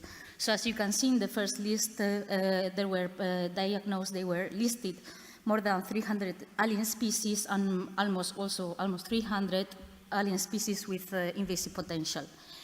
Out of this work, later on in 2022, we produced this horizon scanning exercise, the blacklist and the alert list on aquatic IIS for the Iberian Peninsula. So from these first 300 species listed as alien, there were prioritized 126 species as IIS. Out of the 222 species with invasive potential, 89 were prioritized as invasive potential species. This work was a great teamwork that was coordinated for 60 experts. So I think this is one of the most relevant lessons learned and main achievements of Life Invasagua, the capability of bringing together so many experts focused on one topic and in the end agree with the ability to agree on a horizon scanning, on a list, on a prioritization list for invasive alien species and alert list species. In addition to the updating information on the knowledge available on invasive species, the creation of this prioritization list and horizon scanning exercise, we develop two strategic recommendations for the transnational management of invasive alien species, namely for fish and also for crayfish and crabs, with the aim to promote transnational cooperation between Spain and Portugal in the management of these taxons groups. So for the fish, we in the end define 50 guidelines or recommendations, while for crayfish and crabs, 47 lines of recommendation for management have been defined, such as, many of them are obvious but very, very important. Can be the habitat restoration, the raised public awareness, and of course the need of working harder to invest more in research focused on management or supporting the national regulations. Within the governance actions, we also develop these databases aiming at filling knowledge gaps on IIS distribution, because as you know, we have tons of databases on IIS distribution across the Iberian Peninsula, Europe, or even the world, but many times these databases are not interconnected. So here we produce the Carta de Invasoras database with all the most updated and best knowledge available on IIS for the aquatic IIS for the Iberian Peninsula, and also the Ibermis platform that combines Carta de Invasoras on one hand, the EASIN databases, and also citizen science contributions. Finally, to complement all the governance actions, of course, we cannot, it will be senseless if we produce all the technical reports, all the transnational recommendations, if these are not aimed in the end to work hand by hand with the managers and policymakers.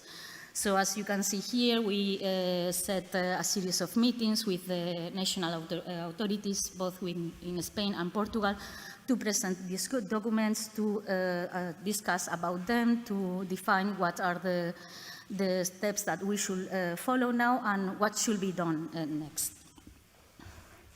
Moving forward to the communication, training, and awareness activities, here we have also expanded very much our scope, because we have dedicated campaigns for stakeholders, for the general public, and as I already mentioned, we also work in citizen science. I also would like to take the opportunity to say that all the materials that I'm going to share with you now are freely available on the website, and also many of them are in the welcome table, so please feel free to take them with you and have a look. So just to start with an example, one of our more successful activities for the general public and raising awareness has been our tuning exhibition that was designed by the National Museums of Natural Sciences. And this tuning exhibitions has several copies that are now traveling all around the Iberian Peninsula, but not only in museums or in aquaria or schools, but also we got the chance to invade some public spaces such as train stations. So we think this is also a good way to approach the general public and the citizens near the streets, let's say. Focusing on specific case stakeholders, we designed the Clean, Check and Dry campaign that was already existing in other countries.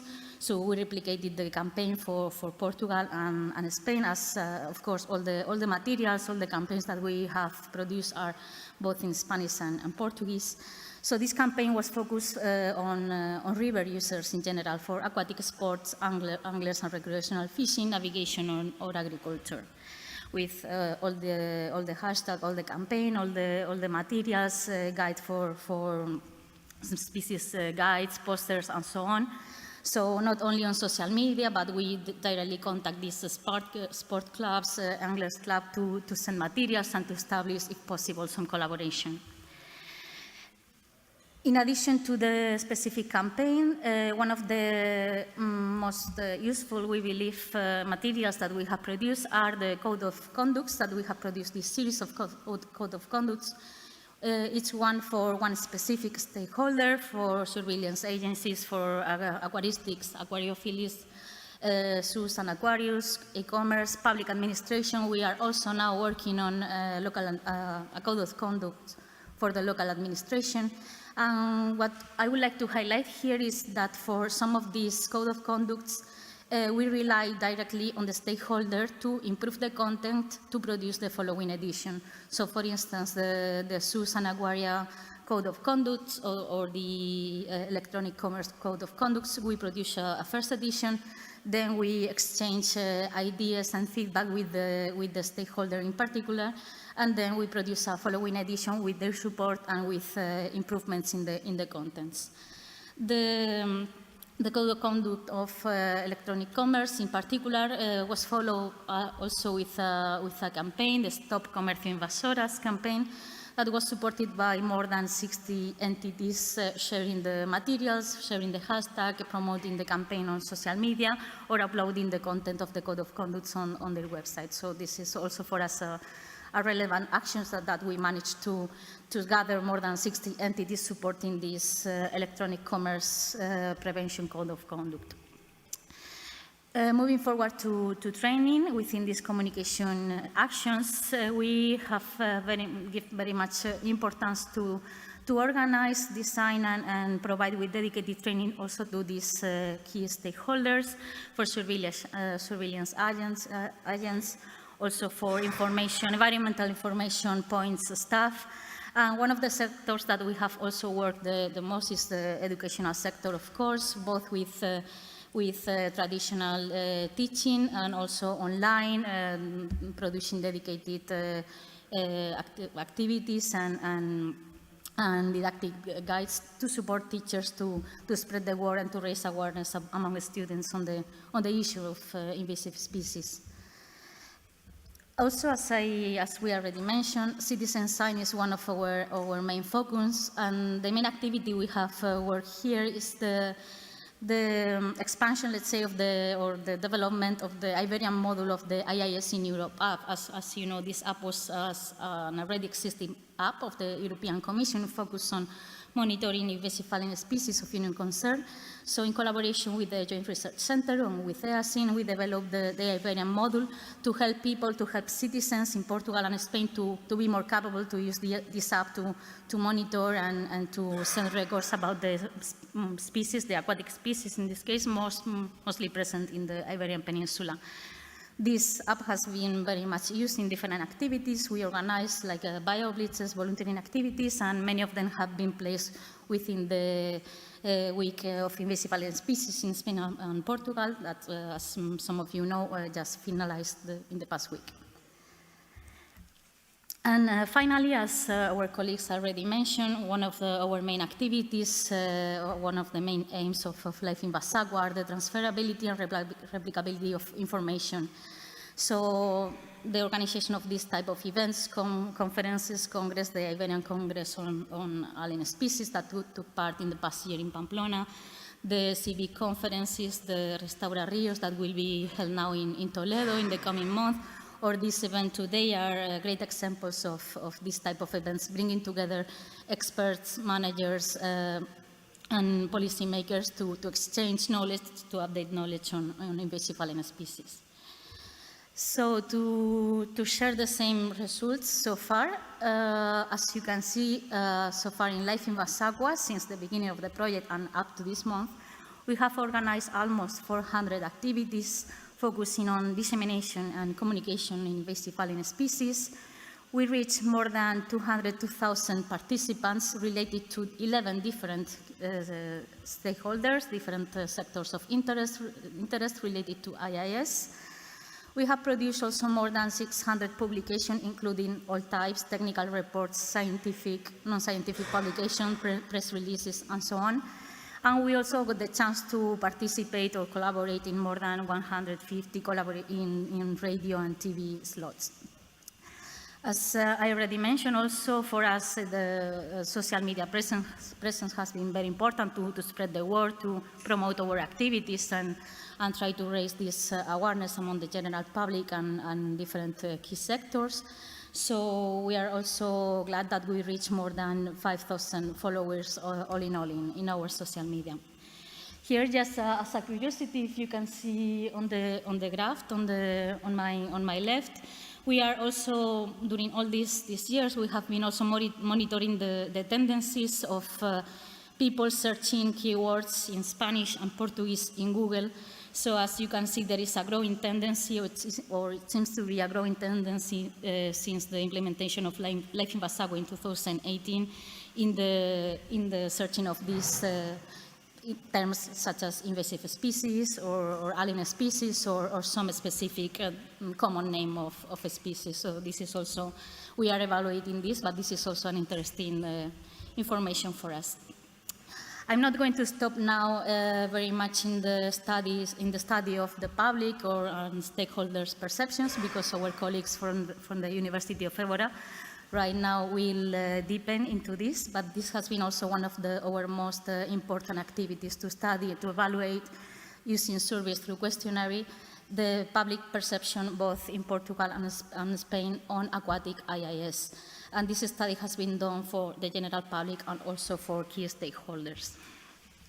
So to summarize, all in all, our main achievements in the past years, related to the improvement of the management efficiency through knowledge building, we reached this updated information with the priority list, with the horizon scanning exercise, definition of pathways, and so on. The transnational proposals for strategic management of fish, crayfish, and crabs, as I already mentioned. The identification of synergies or gaps where we can work together, managers and scientists, and to merge these complementary databases to fill knowledge gaps on IIS distribution. To improve the early warning and rapid response capacity of the key sectors, we focus, as I said, on the dedicated training of specific sectors of interest. We raised the campaigns to improve the awareness, the click, check and dry, stop commercial invasoras, and also the creation of tools and materials, because in the aim, the goal, let's say, is not to produce as much materials as possible, but materials that can be really useful for them, that can be used them in their daily work to improve the connection with the public, because in many occasions they are the intermediaries working between the managers and the scientists and the general public. So yeah, many of these case sectors are the best people capable to transmit the message, and also to have these materials available to facilitate their job. Related to increasing awareness, public awareness on the IIS impacts, as I mentioned, the Turin exhibition has been a great achievement. The citizen science contribution, the global events like the Iberian Week on Invasive Alien Species and others, and the study of public perception through questionnaires that our colleagues will explain later on. So this is all. Thank you very much for being here, and we hope in the lessons learned tomorrow more.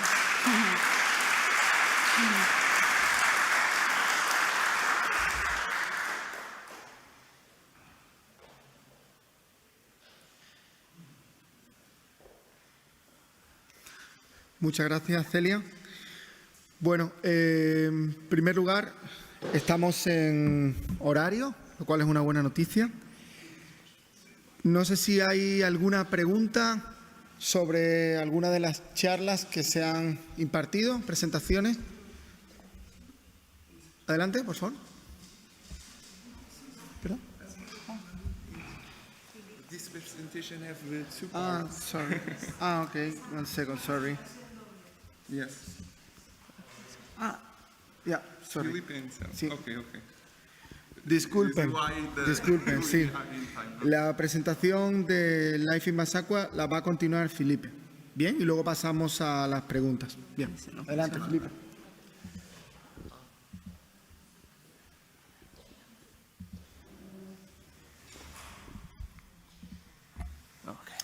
Buenos dias. Good morning. I will continue to talk about the LIFE project. My name is Filipe Banha. I'm from the University of EFEverde, and I would like to share with you briefly our experience in working on surveys in the scope of the LIFE project. As you know, when people have higher knowledge about this problem of invasive species, the probability of people do risk actions are lower. And the main goals of our project is raising the public awareness because of this. And for monitoring the awareness of people, we're applying surveys. In EFEverde, we have been working on the last 10 years with surveys for particular situations, for particular stakeholders. But in the scope of LIFE project, we can apply this methodology to all Iberian Peninsula and reach several stakeholders. It was a very interesting experience. But the main goals of surveys in the scope of LIFE project is have a baseline of knowledge of people, because you need to adapt our communication plan in order to raise the knowledge about this problem in the things that people know less, and also to monitoring our actions and see if they makes changes in people perceptions. The application of the survey is not an easy task. We don't write the survey and apply. In EFEverde, we have a person that are from social science, and to apply surveys correctly, we need to pass through several steps. First of one of these steps, briefly, is a focus group, where we see with people of different education levels if everyone understands each word, each question, and after that, in the scope of LIFE project, we applied this survey in Portuguese and Spanish language, and the translation process also is not a direct method. We need to pass through these different steps, as you can see here. And finally, after to go to the field and apply the survey, we need to pass through a preliminary study to see how the people respond to our questions. And finally, we start to apply the surveys. In a LIFE Invasacua project, we applied this survey online using Google tools. And as you mentioned before, we have the experience to apply a lot to different stakeholders. I will present you briefly the main core of this survey, but we also design specific questions to particular stakeholders, namely those that are related to introduction of invasive species, like as an example, anglers. But also to stakeholders that are working on invasive species management, like institutions, administration. So the main core of our survey are based on the negative impacts of invasive species, using the CBD, this convention as mentioned in previous presentations. And the impacts are divided in three aspects: the biodiversity, the socioeconomic, and human health impacts. For these three topics, we have a total of 18 questions, the different and particular impacts.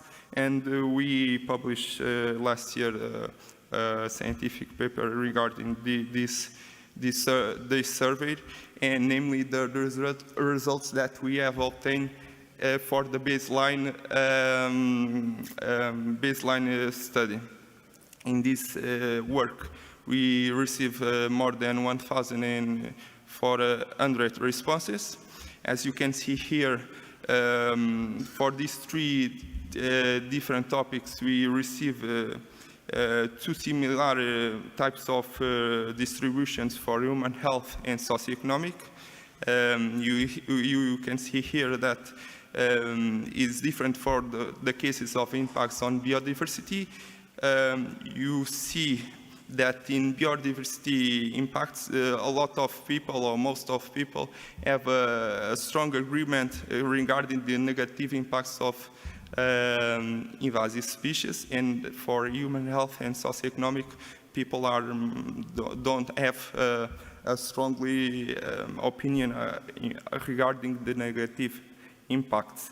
But as I mentioned before, our work, one of the main goals of Apply Service is monitoring our role on the informing people. And we are collecting at last yesterday responses, and we have almost 7,000. And we have applied the survey before and after our actions, as examples of workshops and courses. And we can see if people learn something with us. And briefly, we saw that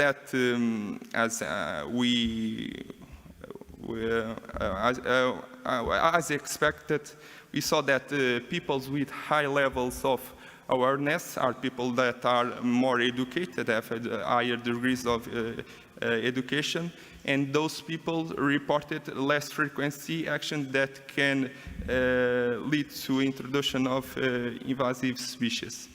But the main thing that I want to transmit to you, to share with you, the majority of people is well known to the general public and to the different stakeholders that we have been working, that people know that the invasive species have impacts on biodiversity and the environment.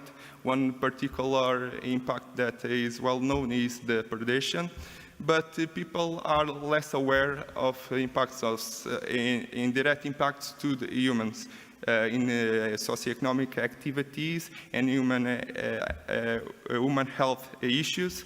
And so our communication plan in the Invasacqua scope are focused on these two types of impacts. And our preliminary results have been showing is the people that have been passed through our courses, our workshops, have learned something, and we statistically saw that people are more aware of these two types of impact.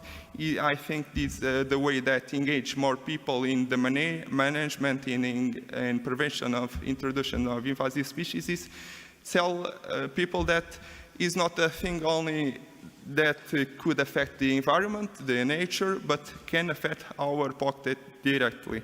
And it's the main thing that I want to share with you. Thank you very much. Gracias.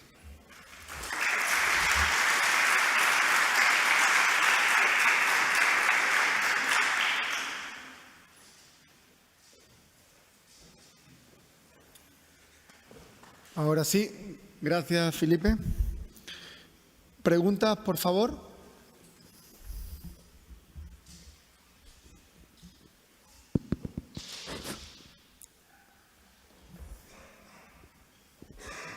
Hola. Okay, good morning. Thank you very much to all the speakers and the organization for this event. I would like to ask to Kevin Smith if he would be so kind to share his opinion on the usage of invasive species for commercial purposes. I mean, for example, in blue economy currents, because it's now, it's a social demand and it's a challenge for managers. Thank you.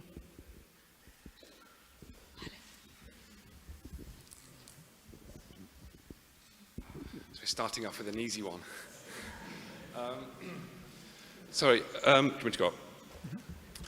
It's a growing issue. I think we're seeing it more and more. I think there is need for guidance under what circumstances kind of incentive mechanisms can be used in terms of invasive species management. I don't think, let me think. It provides an opportunity to maybe provide temporary capacity to drive down the population, but I always think there needs to be an end goal to whatever the objective needs to be. And if it is ever going to be eradication, then there needs to be some kind of mechanisms in place to take away that incentive mechanism. I mean, you're all here, you all understand the risk of incentive mechanisms, and as soon as you create a demand for something or an economy around something, you increase the risk of it being intentionally spread. So I think there's a real risk. So I don't know if I want to give a specific opinion on whether I think it's good or bad. I think there needs to be a lot more work on under what circumstances incentive mechanisms can be used. I don't want to say that they can't be used, but I do want to say that I think there's massive risk associated with them. And I think it needs to be very carefully planned out. I think there are some species where it shouldn't ever be used. I think there's probably some species on ecological situations where it potentially could be used. I mean, you look at the lionfish in the Caribbean. I don't know a huge amount, but to me it seems like it's been a successful awareness raising more than an actual management tool. And if that's the case, then great. If you get to a situation where you accept that you're never going to be able to eradicate a species, it's widespread, then maybe an incentive mechanism would be good. But again, I think that should only be done if the harvest can drive it down to reduce the impacts to an objective. So, are you trying to reduce the impacts to bring back something? Are you trying to reduce the impacts to reduce socioeconomic impacts? I think it just needs to be very clear upon what the purpose of that incentive mechanism is. I hope that's an answer.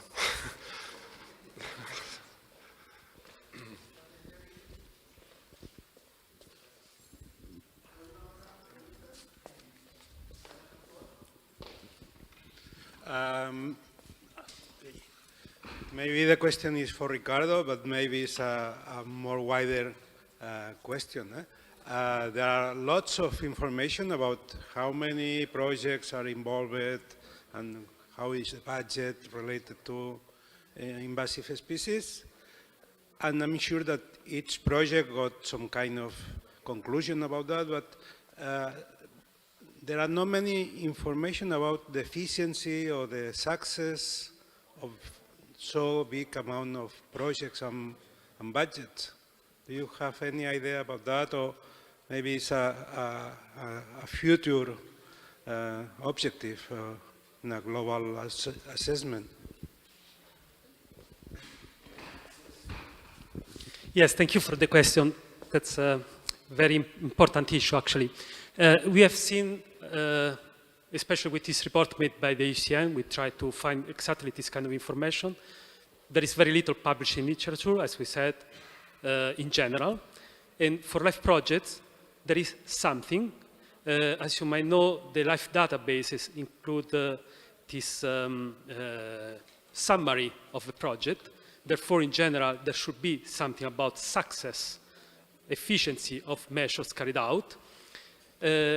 So the information in general is only there. We have these Lyman reports made by all life projects. We said there are 260, 280 projects, more or less. But for example, the website of life projects get closed after 5 years. So this information is completely lost. The very little that is reported in Lyman reports, whenever they're available, that stay in the life databases, is accessible. Otherwise, also this information is lost. And this is why, again, with this report to the Commission has read it and is trying to take this into account, but it's not so easy because they have other, of course, objectives and so on. They wanted to adopt this template that we suggested. This template was designed exactly for this purpose, to have a place where all this information is reported, including about efficiencies of measures and, the results, everything. Because, of course, another problem was that very often, for example, when I made this assessment of cost, etc., I had the foreseen cost available, but nothing about the actual budget spent. And this is sometimes also something that changes a bit the figures. So for closed project, you have sometimes the budget spent, but for open project, of course, this information is not available. In any case, you have to ask project beneficiaries for details, because they are the only one who knows exactly the budget spent for alien species within project targeting many other, let's say, threats. And also this information is it's not so objective, let's put this way. So again, having a template, having a structure, having something like what we try to propose will be key. But of course, from one side, I understand for the Commission it's difficult to implement this thing because they have to consider the full range of issues. Therefore, there should be some kind of form, I don't know, maybe you will manage to speak about it tomorrow, to create this network of people involved in this kind of project, and having this, let's say, voluntarily made, implemented throughout the years, and maybe starting to do, a first step on this direction. Of course, keeping the Commission informed of this, so they may provide, I don't know, maybe some infrastructure, some suggestions, but otherwise, this information is lost. But this information will be key for everybody. And it's such a big amount of, 260 projects is a massive amount of information. You could do all kind of assessment of cost per unit area, per single animal. I'm sure public administration would be finding this really, really, really useful for the work. Thank you.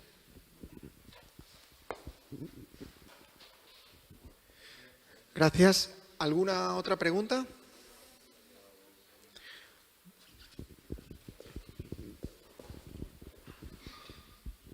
Thank you. Nathalie from Belgium. I have two questions for Celia and Felipe. Just short question. The first one is about the replicability. All your training and this kind of thing can be done by other. I hope so. Can you do some kind of coaching to transfer this experience to other regions? And what is for example, the copyright of all the material you are using? And for Felipe, perhaps, what is also the replicability of this study? Can we just use the question and adapt to our system, or do we have also to do a scientific study as you did? Can it be operational immediately or not? Thank you. We can discuss later. Yeah, for sure. Just to ask the question. Also later on in the coffee.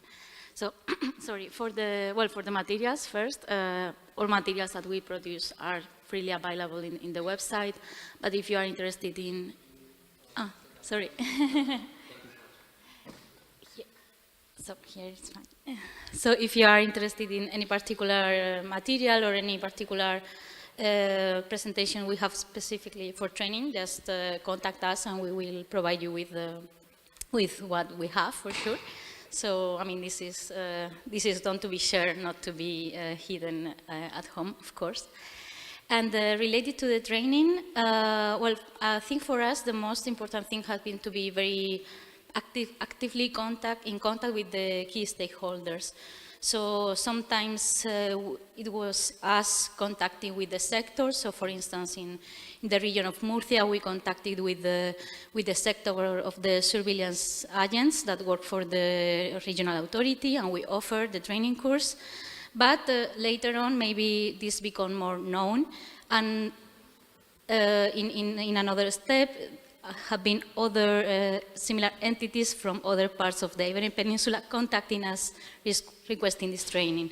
So in that case, we adapt the materials or the species that we focus on the different regions. But on one hand, the social media work pretty much on the spread of this type of activities. Also, just to spread the word, and in our case, I think we focus very much on contacting directly the managers and the key sectors. Thank you for your question.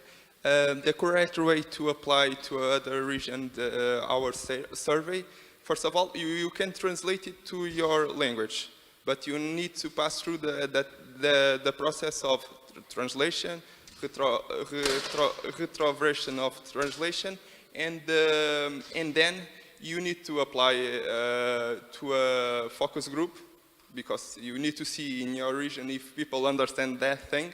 For example, in our case, we saw that people, some people do not understand the meaning of predation, and we changed the question. Instead of predation, eat native species or something like that. And so you can apply this kind of surveying in your region, but pass through these several steps that I mentioned in the presentation. Thank you. Thank you.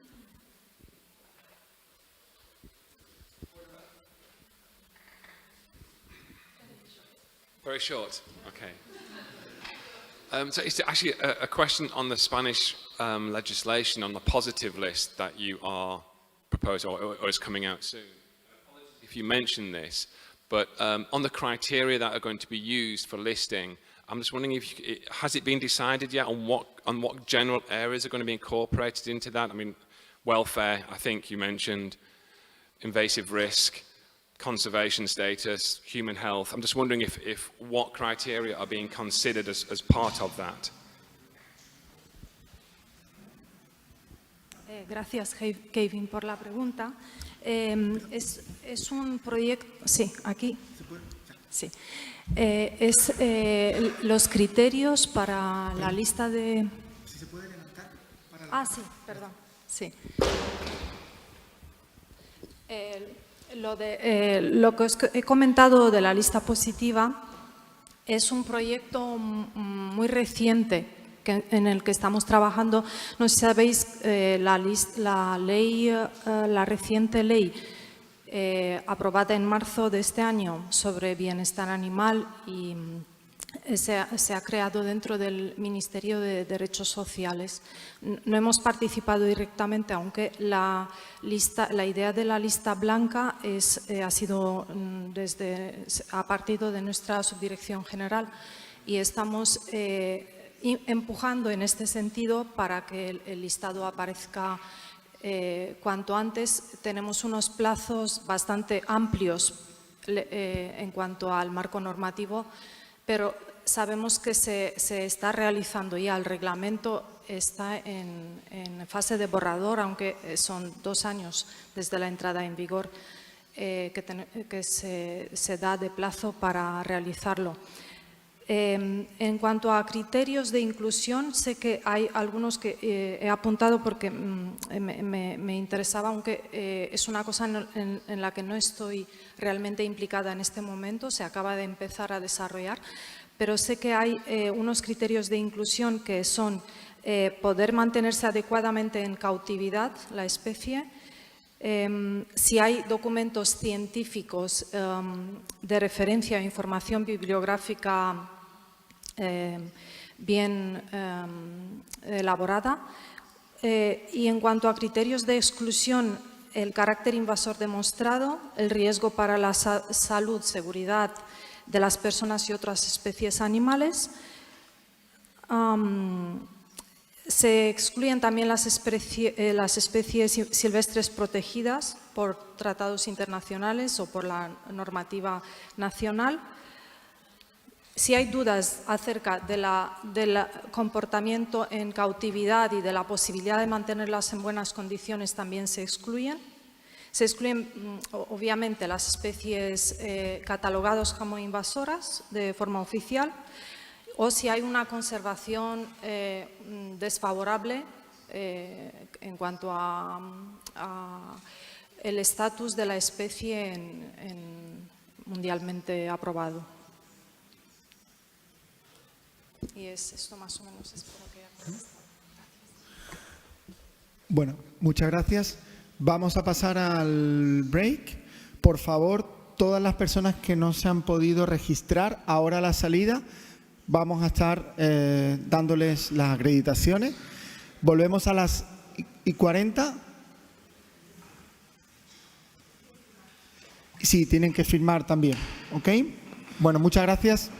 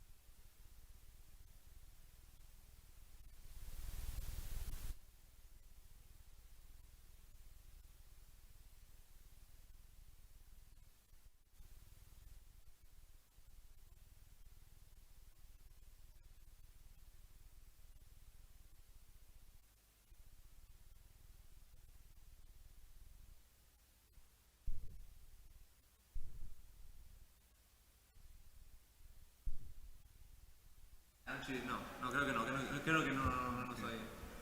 Bueno, Yeah. sí. Pero tampoco nosotros lo escuchamos, ¿no? Just a second. Claro, habrá que cambiar la configuración del ordenador de audio. No lo escuchamos. Y no nos escucha. No.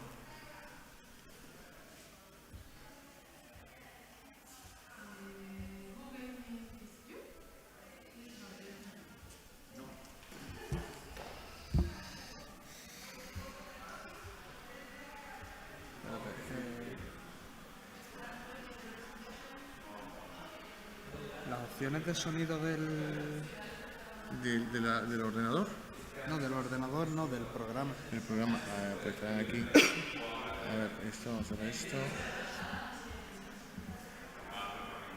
¿Qué coño sale de esto? A ver, las opciones del ordenador.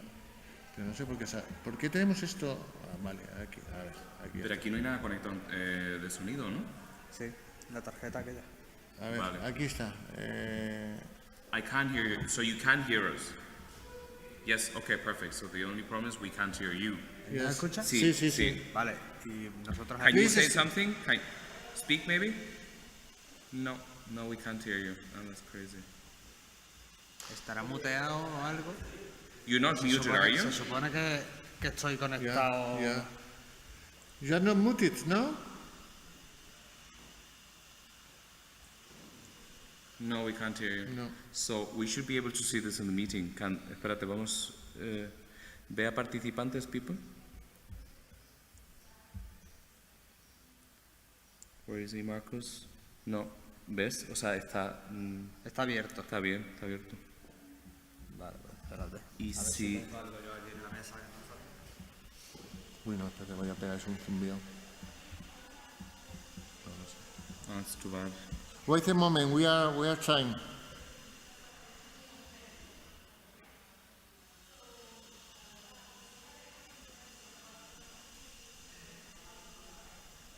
Porque la otra opción sería que lo que él saliera fuera por el micrófono. O sea, quiero decir, desconectar eso. A ver, can you speak, please?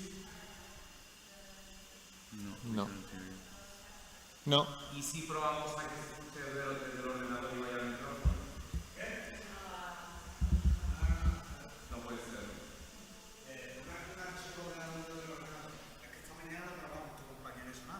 Venga, pues... ¿Y era el mismo ordenador? Voy. ¿Era el mismo ordenador? Bueno, ya no sé si era el mismo. No es. No sé si lo habéis cambiado. No puede ser, ¿no? Espérate. Con cualquier archivo de... Venga, voy. ¿Hay una carpeta de presentaciones? Ah, espérate, aquí. Invasacua. ¿Dónde es?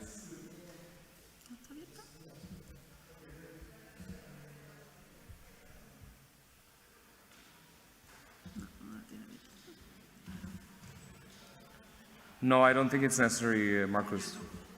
Let me see. YouTube, will YouTube work now? Espérate. Downloads. Ponle un vídeo de YouTube, pero, de UICN. Venga, voy. Venga. Sí, te vamos a poner un vídeo de... Pon IUC en YouTube, eso. Pon IUC y ya está. Yo lo hice ayer, la prueba. Ese. No. ¿Qué ocurre? Vale.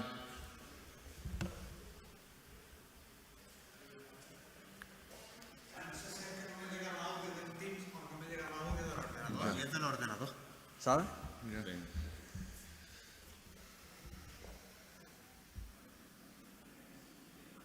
El caso es que sí que está conectado al UMC. ¿Qué es esto? Vaya. Debería de ir.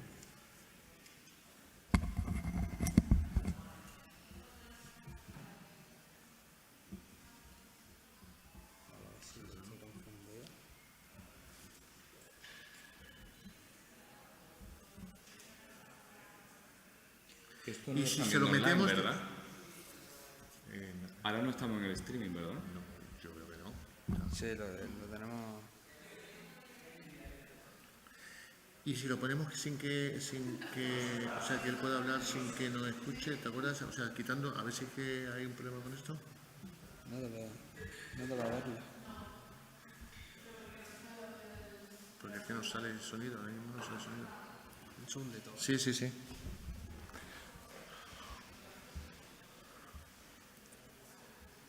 Este es tu ordenador, ¿no, Darío?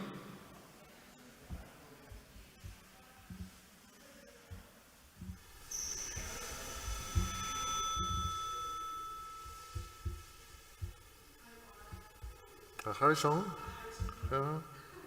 Claro.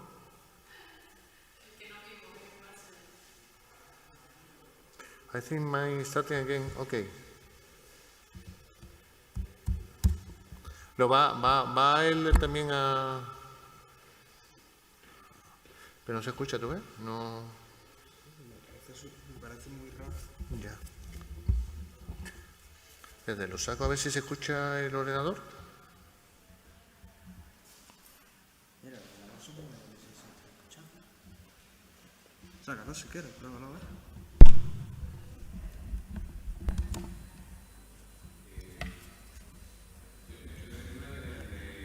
Me diga que estaba muteado el ordenador. No. ¿Sí? Venga.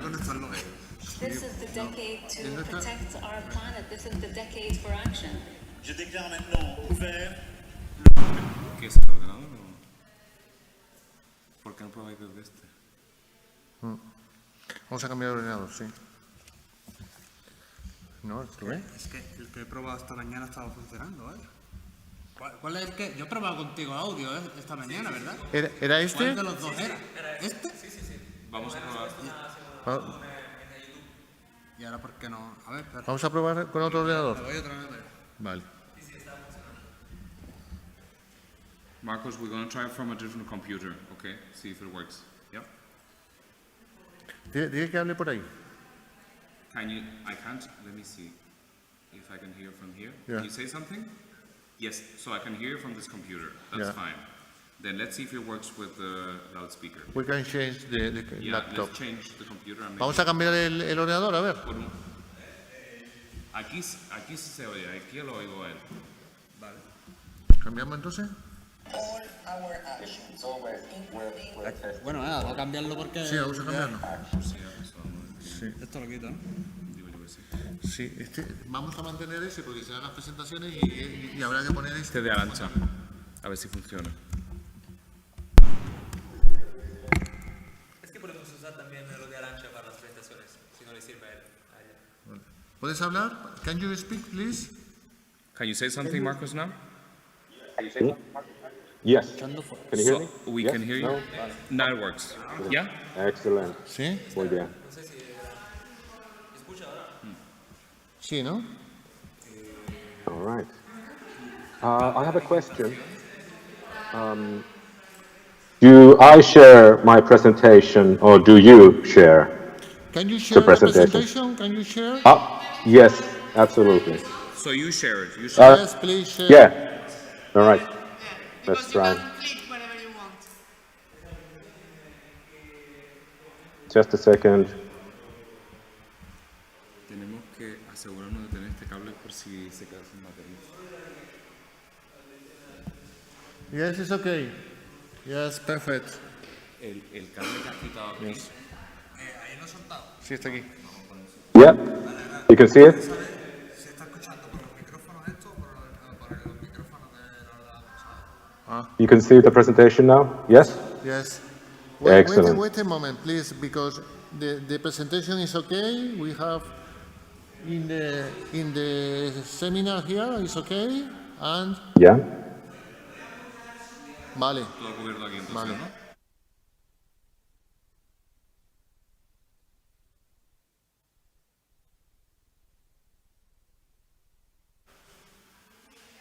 Hello, can you speak again, please? Yes, yes, yes, Okay. yes, Okay, yes, thank yes. you. Yes, it's perfect. Excellent. So I think we have a Good.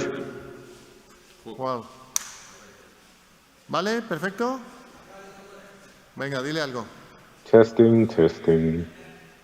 Un momento, espérate.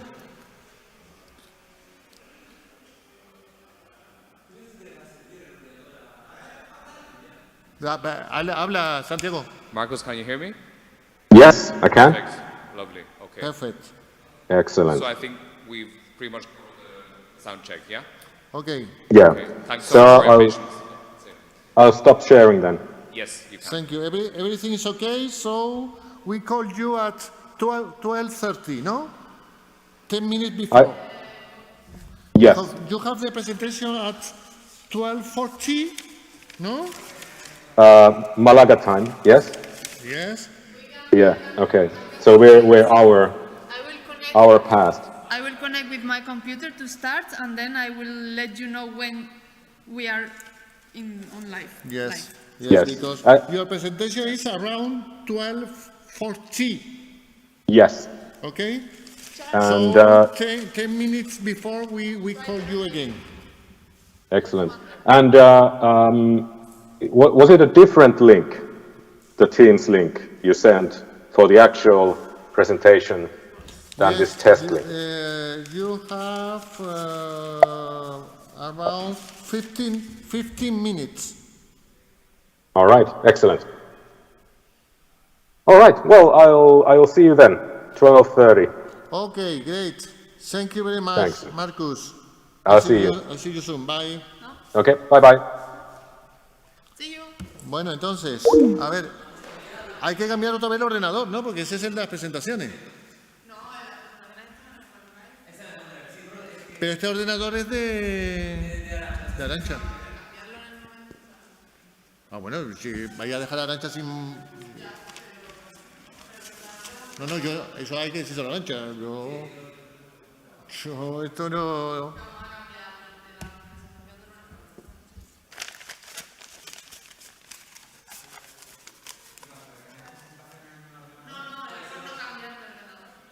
Ya, pero hay que decirle a Arantxa que no... O sea,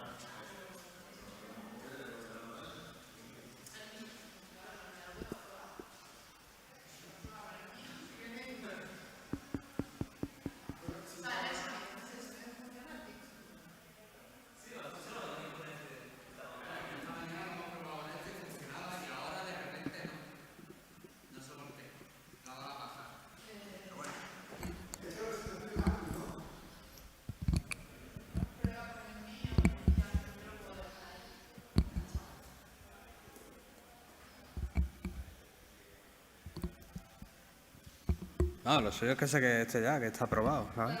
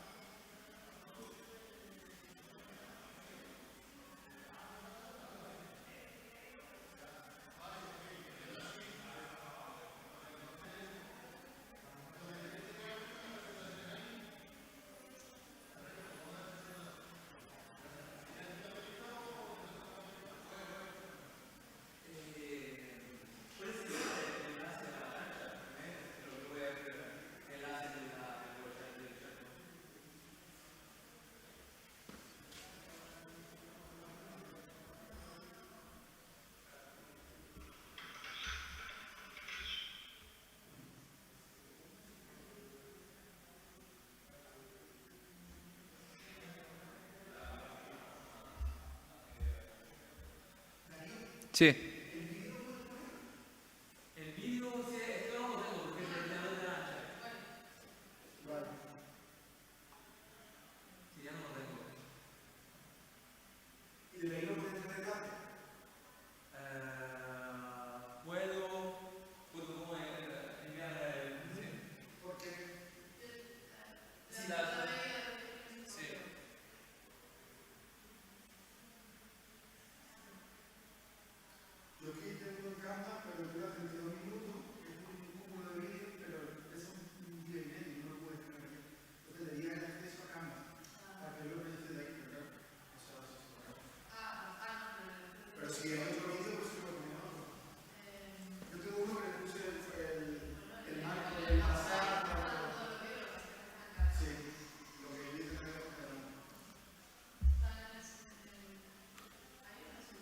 Sí. A ver.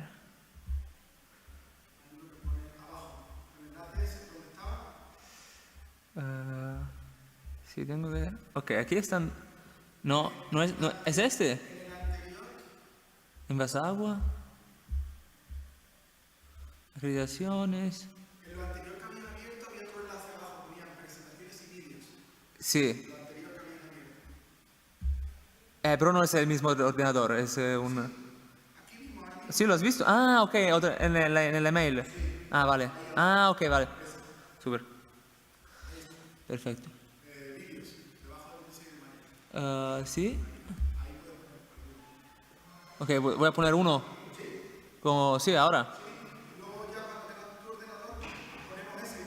Vale, sí, es que ya creo que...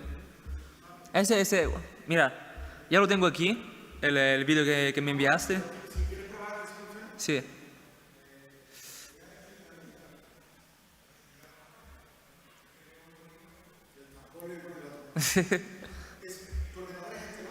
Sí. Sí, lo que tenía también que me había enviado Santiago era este. Sí, vale. ¿Va a poner el vídeo ahora o entre...? Dale ahora el vídeo. Sí, vale.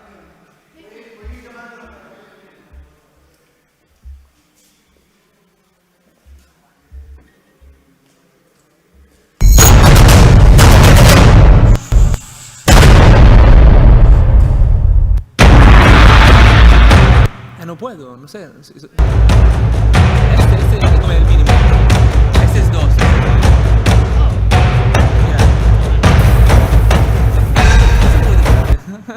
Bueno, da igual. Bueno. Y en el volumen de aquí se puede bajar. Claro. Dale. Vamos, sí, vamos a hacer eso. Esto si no hay internet bueno, no.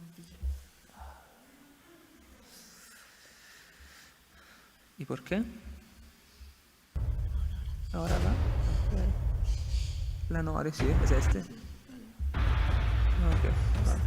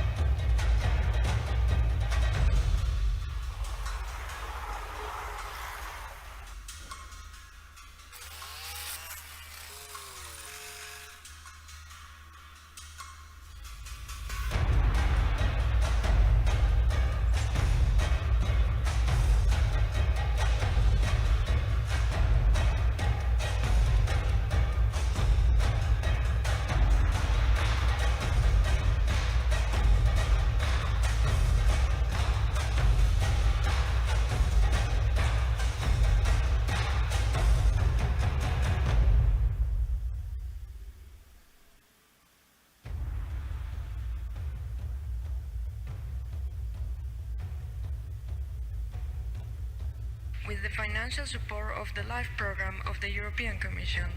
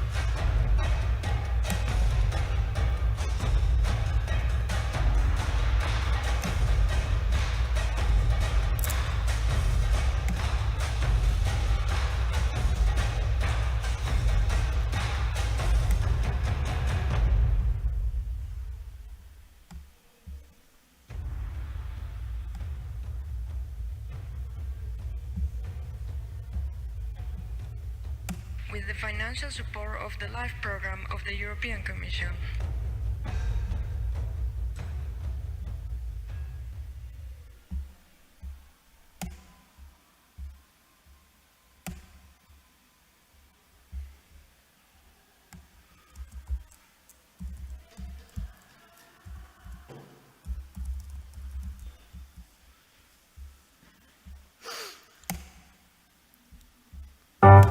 Descubre Iberostar Selection, Albufera Park y Playa y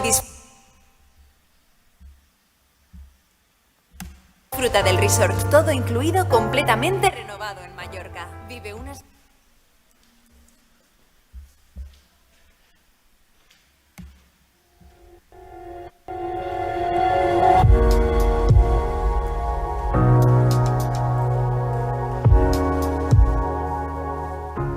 Las especies exóticas invasoras son una de las mayores amenazas para la biodiversidad y la actividad humana, pero ayudar a erradicarlas está también al alcance de tu móvil. Es muy fácil.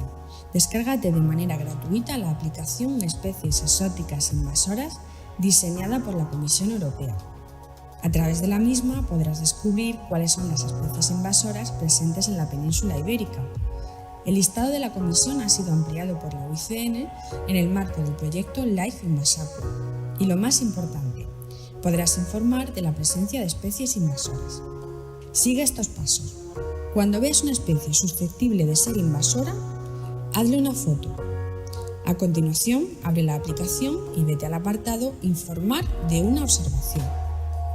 Una vez dentro, selecciona la especie, sube la foto, incluye la ubicación de donde la has visto, la fecha, la extensión que crees que ocupa aproximadamente y el medio al que pertenece, marino, agua dulce o terrestre.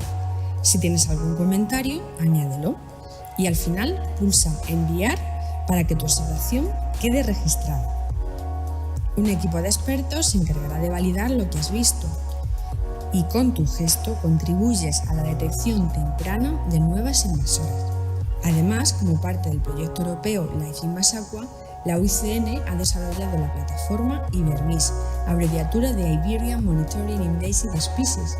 En ella encontrarás un amplio catálogo de información sobre especies invasoras en la península ibérica. Contarás también con un mapa donde visualizar qué especies exóticas invasoras hay en cada lugar, fruto de las aportaciones de la ciencia ciudadana y de las observaciones de la Sociedad Española de Ictiología.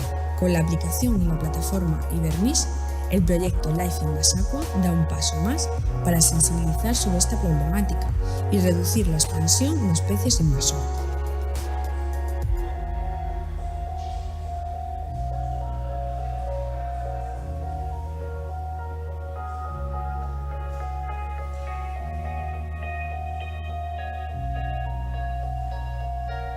Proyecto financiado con el apoyo económico del programa LIFE de la Unión Europea.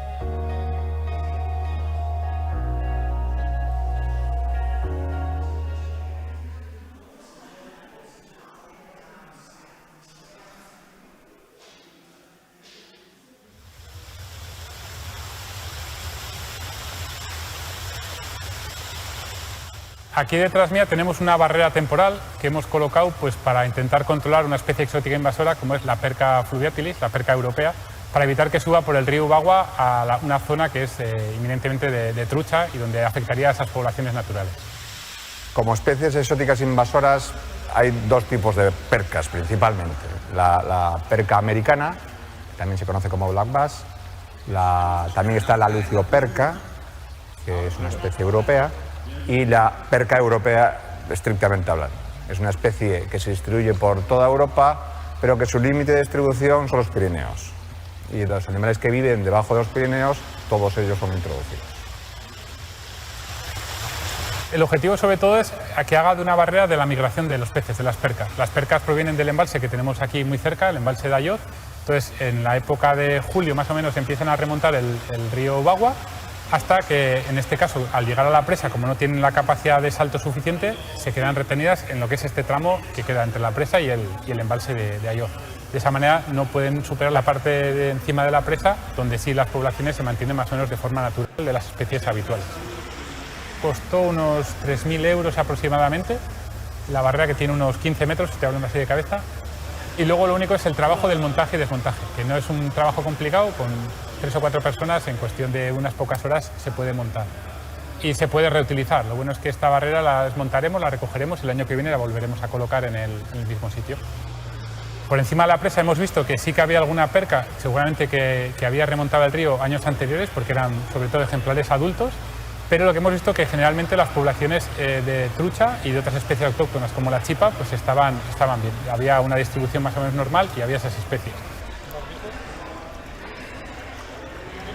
Llevamos controlando la aparición de estas percas durante todo el verano, desde que colocamos la presa. La presa la colocamos el 1 de junio porque no teníamos muy claro cuándo iban a empezar a remontar el río, ¿no? Entonces queríamos aprender un poco en qué época llegan. Vimos que a principios de julio aparecían las primeras y a final de julio la densidad era muy alta de percas. Y lo que nos da la sensación, que luego habrá que analizar con los estudios de estómagos, es que la población en esta zona es muy alta, pero ha bajado respecto a julio. Seguramente por la disponibilidad de alimento que tienen, hay mucha competencia, hay mucha densidad, entonces seguramente no hay alimento para todos los ejemplares que había. La presa está funcionando bien, ha sido eficaz y lo que vamos poco a poco aprendiendo pues para ajustar en qué periodos la colocamos y en qué periodos la retiramos para evitar afecciones a otras especies propias del río que la presa también dificultaría la migración. Cuando a mí me hacen la pregunta de cómo aparece una especie exótica invasora, en concreto un pez de río depredador que alcanza cierto tamaño y que es muy interesante para los pescadores, pues la respuesta de cómo entra es clara. Lo hace en coche. Aquí hay alguien que la ha introducido. La ha traído de otro sitio y la ha puesto aquí. La consecuencia principal de una introducción de este tipo, de un animal depredador, es que desestructura el nicho ecológico, al fin y al cabo el ecosistema. ¿Cuáles pueden ser las consecuencias de esto? La extinción de especies locales o de poblaciones locales.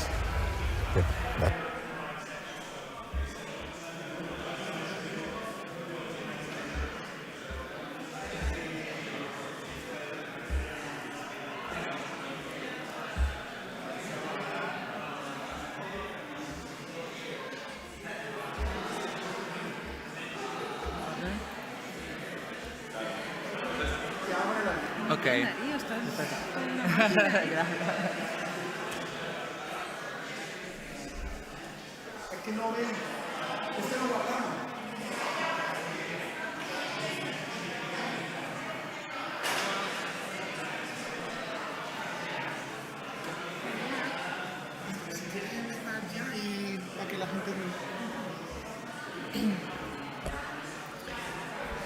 Hola a todos, buenas.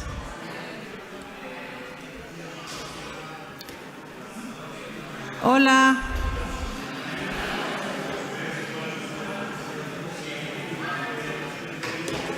Señores,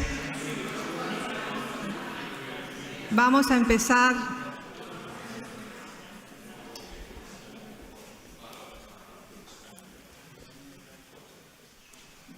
Ok, muchas gracias. Espero que... Gracias.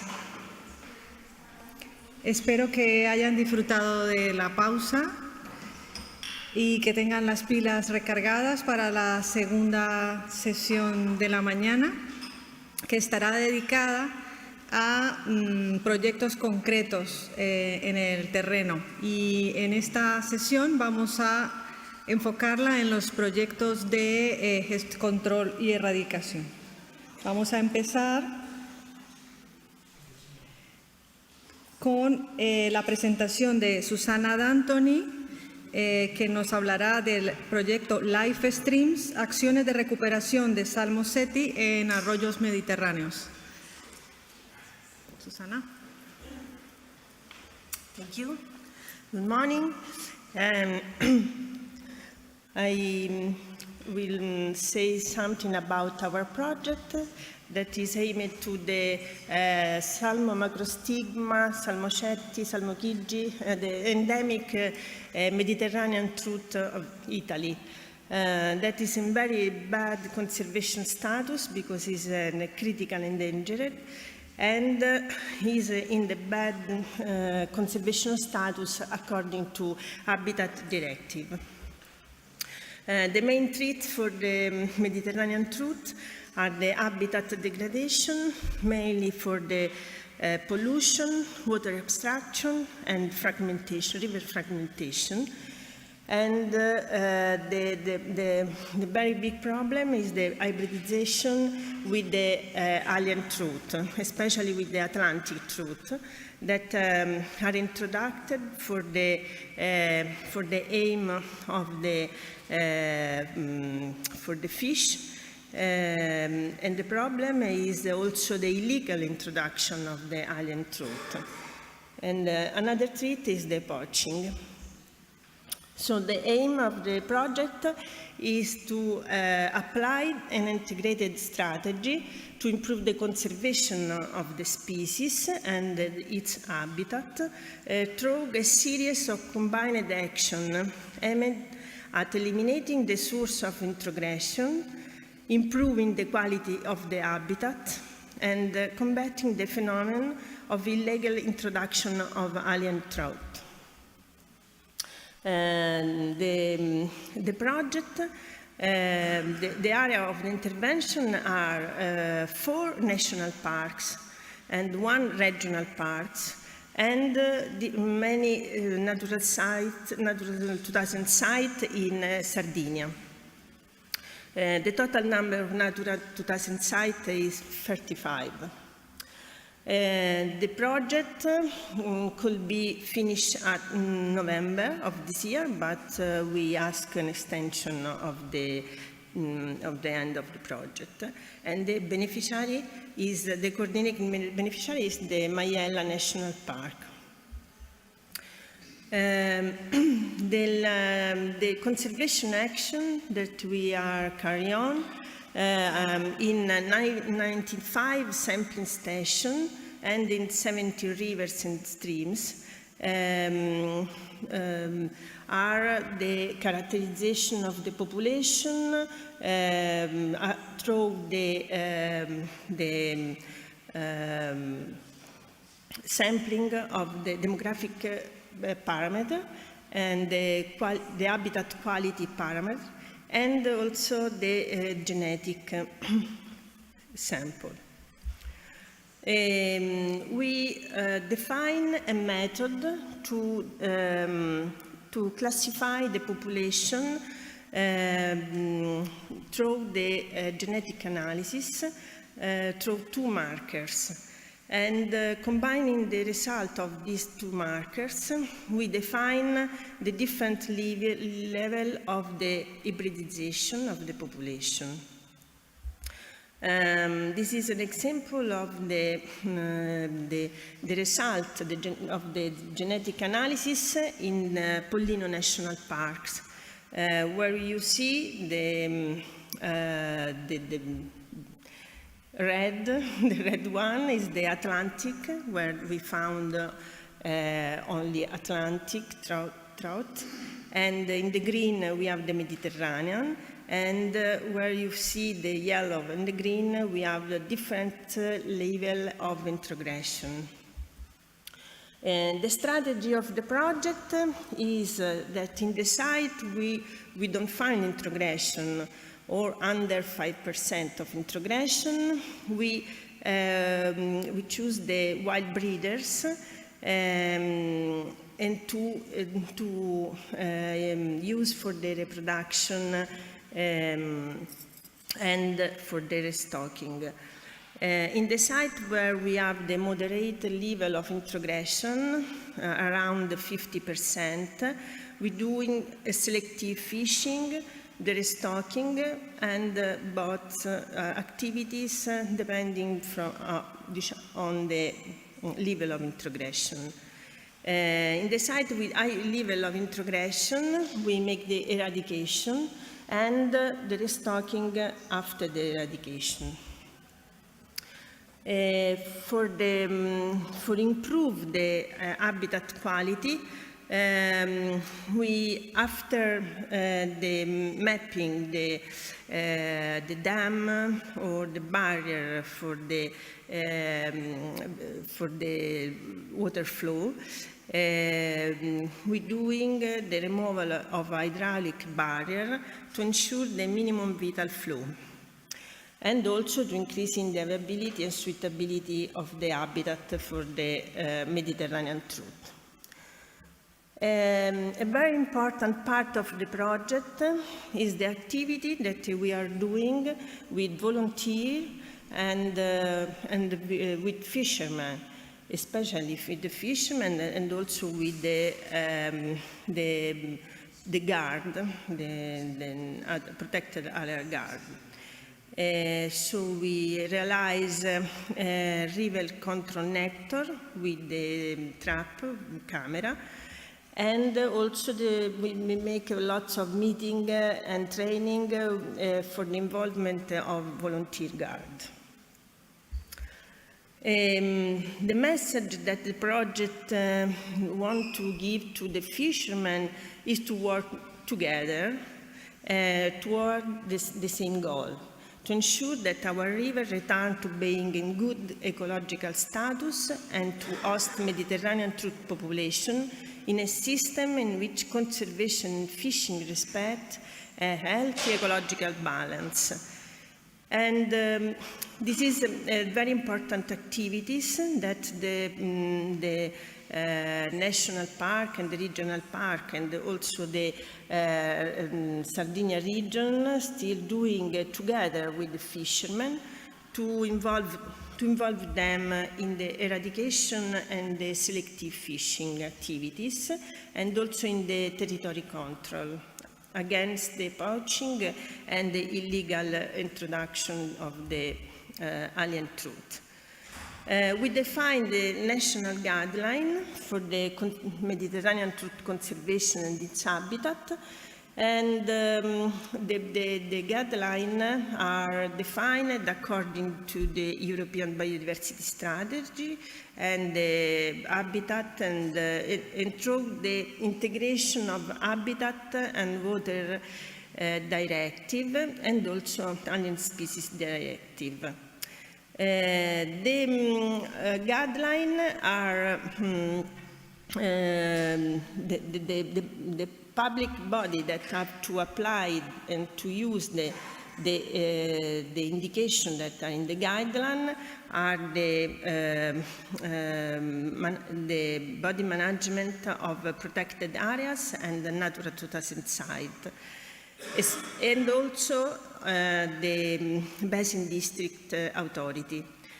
We launch a public consultation of these guidelines because it's very important that must be much more possible accepted also by the Fishermen Association and Environmental Association. And we had the first meeting the 6th May in the National Park, Majella National Park. Now we plan to have other 3 meetings in the rest of the area of the project.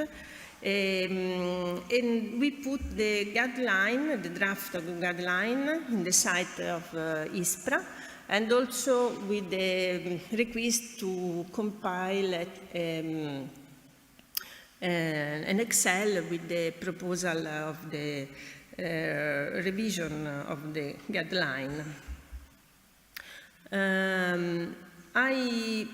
I see that very important result of the project at the moment is the involvement of local fishermen that at the beginning, that at the beginning they was really not very interested to the project and not very happy about the project. But at the moment, especially in some of the areas where we are working, they work together with our ethologists, and they say that they want to collaborate with our project, and they support the project. So I think that is a very good result at the moment, but we have to see. Okay. Thank you. If you want more information, here there are the link for the project.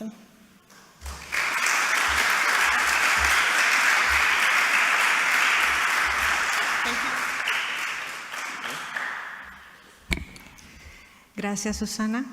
Ahora vamos a ver la presentación del proyecto Let's Go Giglio, menos especies exóticas en el archipiélago toscano, nuevas acciones para proteger los hábitats de la isla de Giglio en Italia.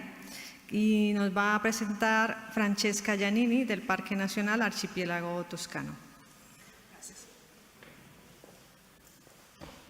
Hola, buenos días a todos.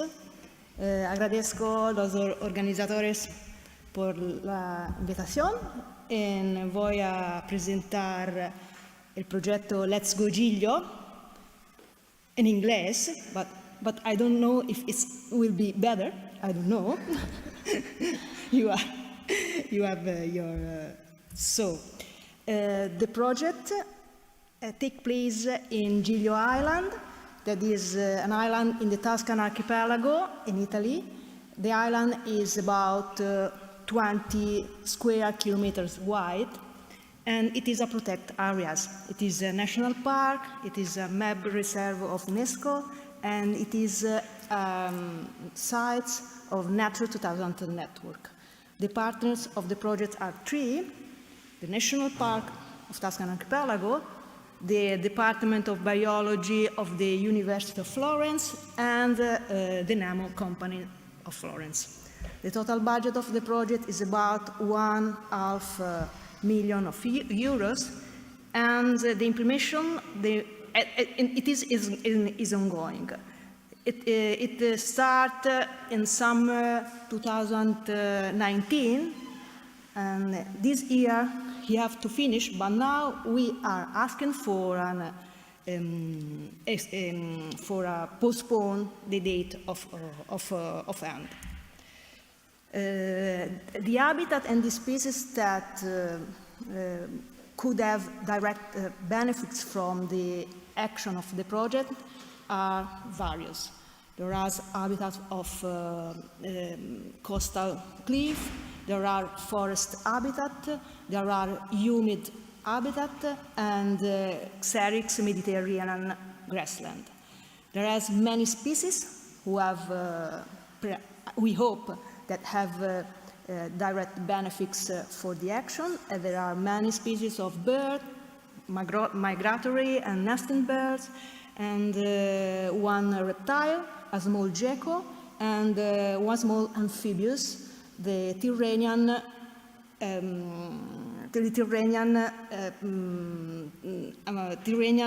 Discoglossus sardus. The main objective of the project is to protect native species by means renaturalizing ecosystem. But about invasive alien species, the first goal is try to remove all red hair slider present. The second goal is about the eradication of 2 species of mammal, mufflon and rabbits, wild rabbits. And then there is the third species, the target species is a plant, the Carpobrotus, who is widespread on the island, above all on the coastal habitats. Now you can see the results so far. First of all, result for Trachemis. The operation were very simple. It was easy because we removed two animals who live in a small artificial ponds in the island, and they were moved to a recovery center in the mainland. But and then we don't find any other animals in the wildlife. But unfortunately, some days ago, a citizen delivered one slider to the local police. And so we organized a search in the site of discovery of the animal, but luckily we don't find any more animals. About mufflon, this is a very complex operation. The mufflon was introduced in the island around 1915, and at the beginning of the project, the population was estimated at about 100 animals. The national park, together with the Tuscany region, approved eradication protocols, which foresee different kind of technique for remove the animal, trapping, so not lethal methods, and cooling. But at the start, when we started the operation, a strong a committee chaired by local people and supported by animal welfare association opposite the project. And the national park tried to look for point of convergence, and it changed its strategy. And in these years, in these months, we do operation with non-lethal method. Many animal was removed from the island. Many animal was moved to recovery center, fancied recovery center, and they were sterilized. But unfortunately, the cost rise, and the effectiveness of the operation decreases. So this is the budget for one mufflon. It's about 5,000 euros. It's a lot of money. And now we have in the island perhaps 15, 20 animals, and we hope to start with the action in the next autumn. Two words about wild rabbit. Wild rabbit is widespread in the island, but we organized some campaign of removal with the training farmer. The result was not satisfactory, and so we try to organize other campaign in this summer, using box traps and perhaps other types of non-lethal traps. About Carpobrotus, we have good result, because Carpobrotus was removed from about 3 hectares of cliff. We don't use herbicide, but only the plant was removed by hand. We use mulching sheet to dry the residues, because there are a lot, they are very heavy, they cannot be taken away in other things. And now monitoring is ongoing. Monitoring of review and monitoring the dynamics of vegetation in the treated areas. All these actions were monitored by the University of Florence, grazing by mufflon in Olmok Forest, in Tal Scrub and Garrick, and the university are monitoring the species richness in the area where Carpobrotus was removed. You can see that that areas with Carpobrotus have less species than areas without Carpobrotus.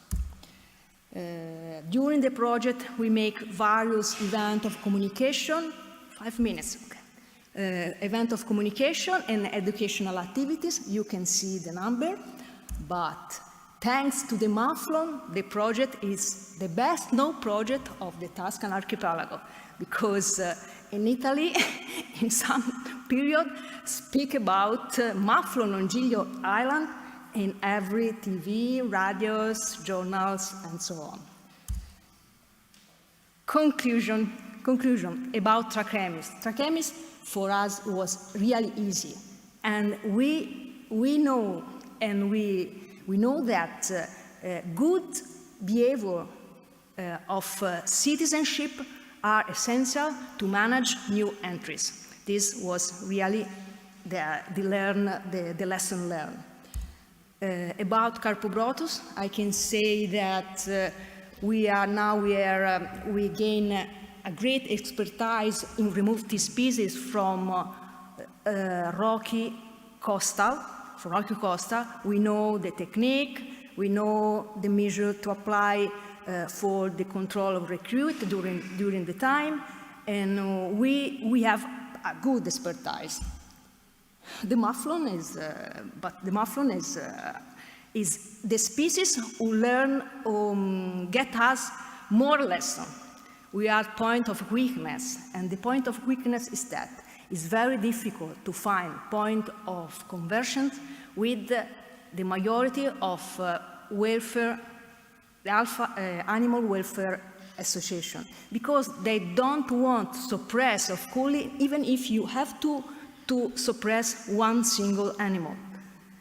And there is permanent clashes with requests of document, complaints, queries to political bodies, and the operation became really, really complex. Sometimes we need the presence of law enforcement agencies when we are working. So we have many costs and the effectiveness decreased. But we learned something, because the first things, when we have to work with the eradication of mammal, you need more resources to dedicate to an unforeseen event, critical event, huge event. You have many resources to do it. Then we learned that the support of scientific and institutional entities is fundamental to do it.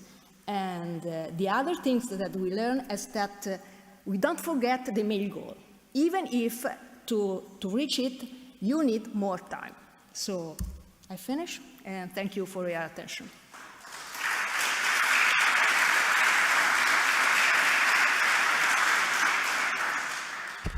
Gracias, Francesca, por esta presentación. Es el turno de Luis Sanz Azcárate, quien nos va a hablar del proyecto Life Cantarubay, mejora ecológica de la red fluvial Natura 2000 en el Golfo de Vizcaya. Luis.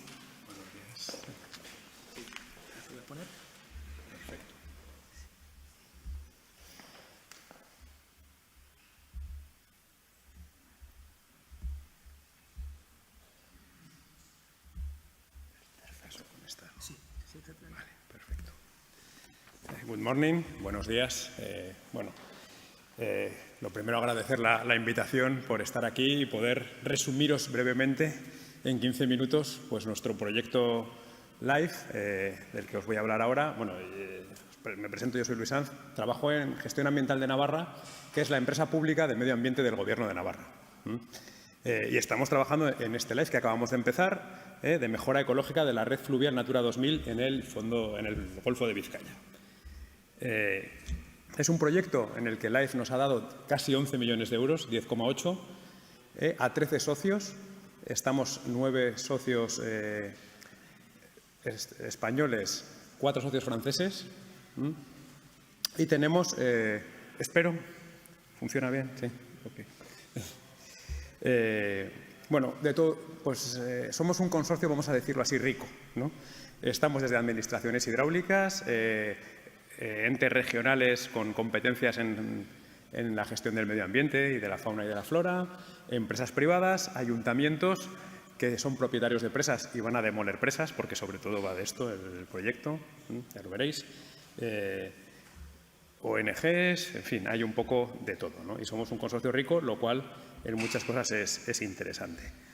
Para que os situéis un poco en el mapa, ya veis la estrellita, estamos justo en la esquina entre Francia y España, en las 5 cuencas que desembocan ahí en esa esquinita del Golfo de Vizcaya.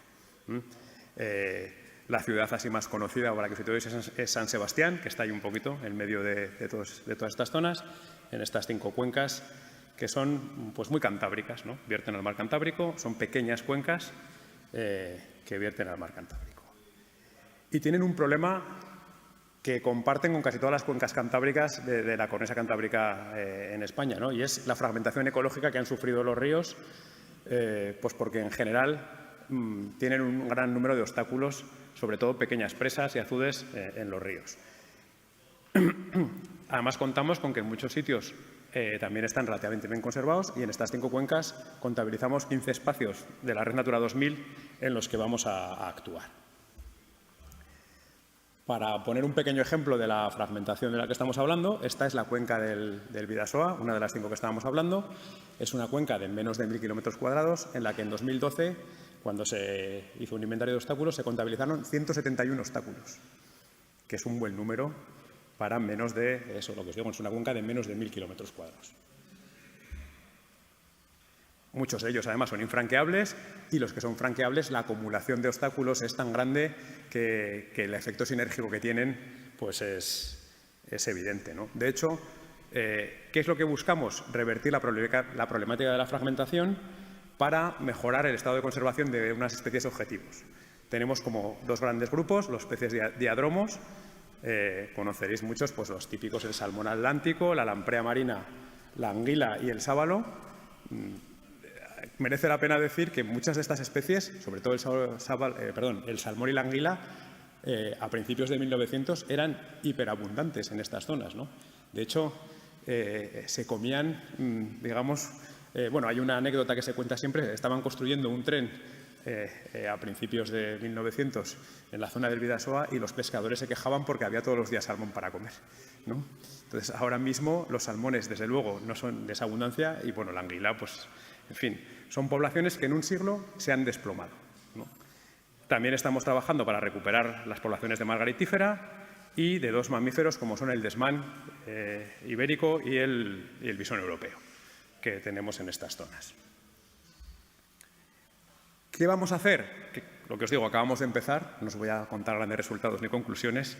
Lo que sí que os puedo decir es que este proyecto es continuación o viene trabajando en un aspecto que ya tuvimos otro live, se llamaba Irekibai, en el cual estábamos derribando presas, salió bastante bien y bueno, pues como hay 171 obstáculos en el Bidasoa, pues como veis tenemos trabajo para muchos live, ¿no?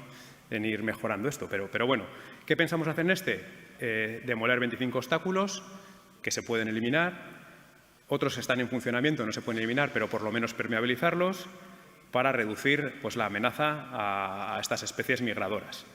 Y además instalar sistemas de control y seguimiento automatizado que permitan tener muy buenos datos de cómo son las migraciones con un contacto mínimo.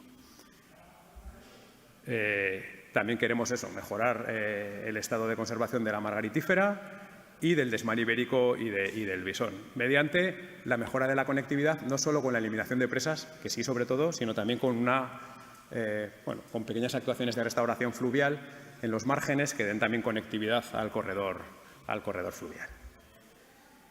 Esperamos conseguir además, y sobre todo lo que más relación tiene con las especies invasoras, en Navarra tenemos una de las, Navarra en todo el núcleo, en toda esta zona y hacia el sur, en Navarra, tenemos una de las mejores poblaciones europeas de bisón europeo, ¿no?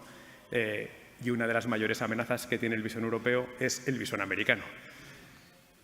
Estamos un consorcio de socios franceses y nosotros porque, pensábamos que era interesante que entre todos trabajemos de forma conjunta en eliminar bisón americano como una forma también de proteger al bisón europeo porque está llegando bastante bisón desde Francia, ¿no?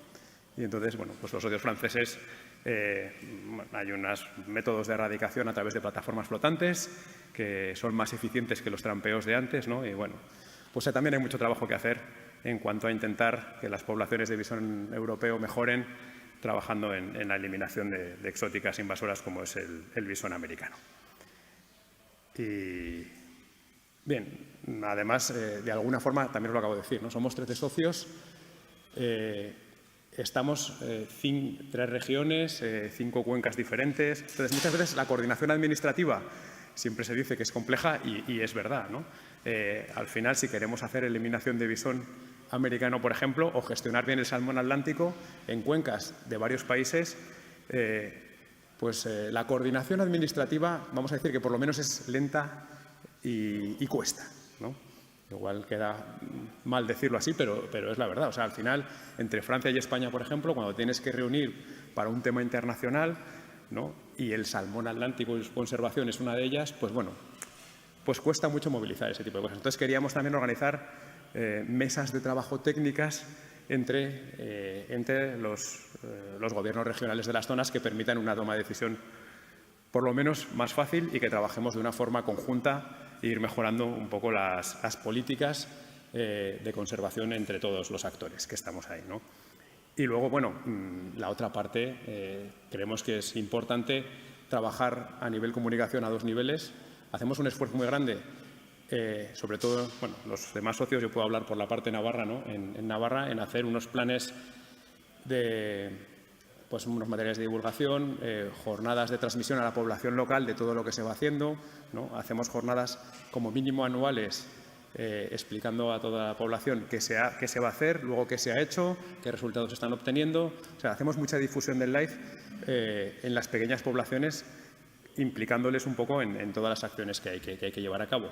Y luego, a nivel ya de comunicación general, también está EFEverde dentro de los socios del proyecto, porque nos parece muy interesante también que hay que darle una difusión a otra escala. Entonces, pensamos que hay que trabajar en la población local para que entienda qué se hace, por qué se hace y cómo se hace, y a gran escala también, pues que hay que intentar difundir todo el trabajo que estamos haciendo. Conclusiones, pues que hay mucho que trabajar, ¿no? En el fondo, ¿qué queremos hacer? Eliminar presas para restaurar ríos, hacer pequeñas restauraciones de hábitats fluviales, mejorándolos, ¿no? Eliminando especies exóticas en algunos casos, pero sobre todo mejorando el corredor fluvial. Entonces queremos restaurar para mejorar el estado de conservación de las especies. Y en el 27 os contaré que ha ido todo estupendamente.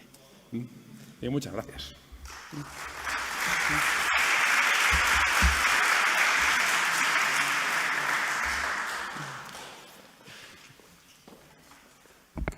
Gracias, Luis.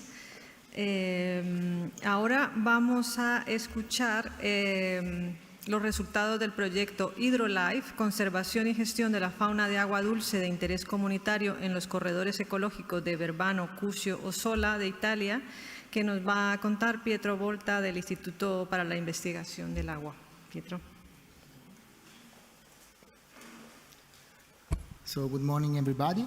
My name is Pietro Volta. I'm a researcher at the Water Research Institute of the National Research Council in Italy. The project I'm talking about, HydroLife, called HydroLife, was implemented from 2016 to 2022, a long implementation. And the idea of the project started in 2013. I say this because I think it's very important when we look at the LIFE project, especially dealing with different institutions like research institutes, administrative let's say entities like provinces or regions, that we look also at the background, especially at the political background in administrative institutions. At that time, there was a good feeling about environment and nature, and we started to try to move into a LIFE project. So this project was implemented by a consortium of 4 partners, Water Research Institute of the CNR, the province of Verbano Cusio, that is a very little province in northwest of Italy, I will show later a map, and the Val Grande National Park, and the private company called Graia. The project area, as you can see there, is located in northwest Italy, is let's say very hilly areas in the west part of the Po River basin.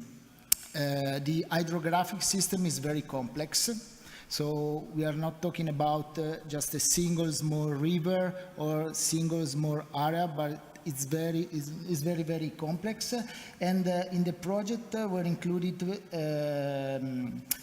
some Natura 2000 area. As you can see, the main target of the project are the fish and the native crayfish. Just a few words about the target species. Salmon marmoratus, perhaps some of you know this species, is surely at present. Science says this, the only native salmonid in the Po River basin. So it is very important and is threatened by mainly by introgressive hybridization with the stocked alien trouts and by, let's say, hydromorphological alteration of rivers.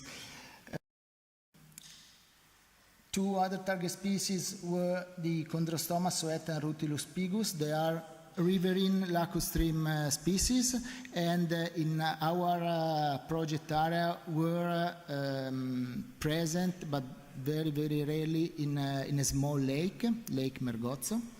And other two fish species were included in the project, Telestes sufia and Cottus gobio. They were included because in the Val Grande National Park there was the need to improve the status of their population. There were some, let's say, scarce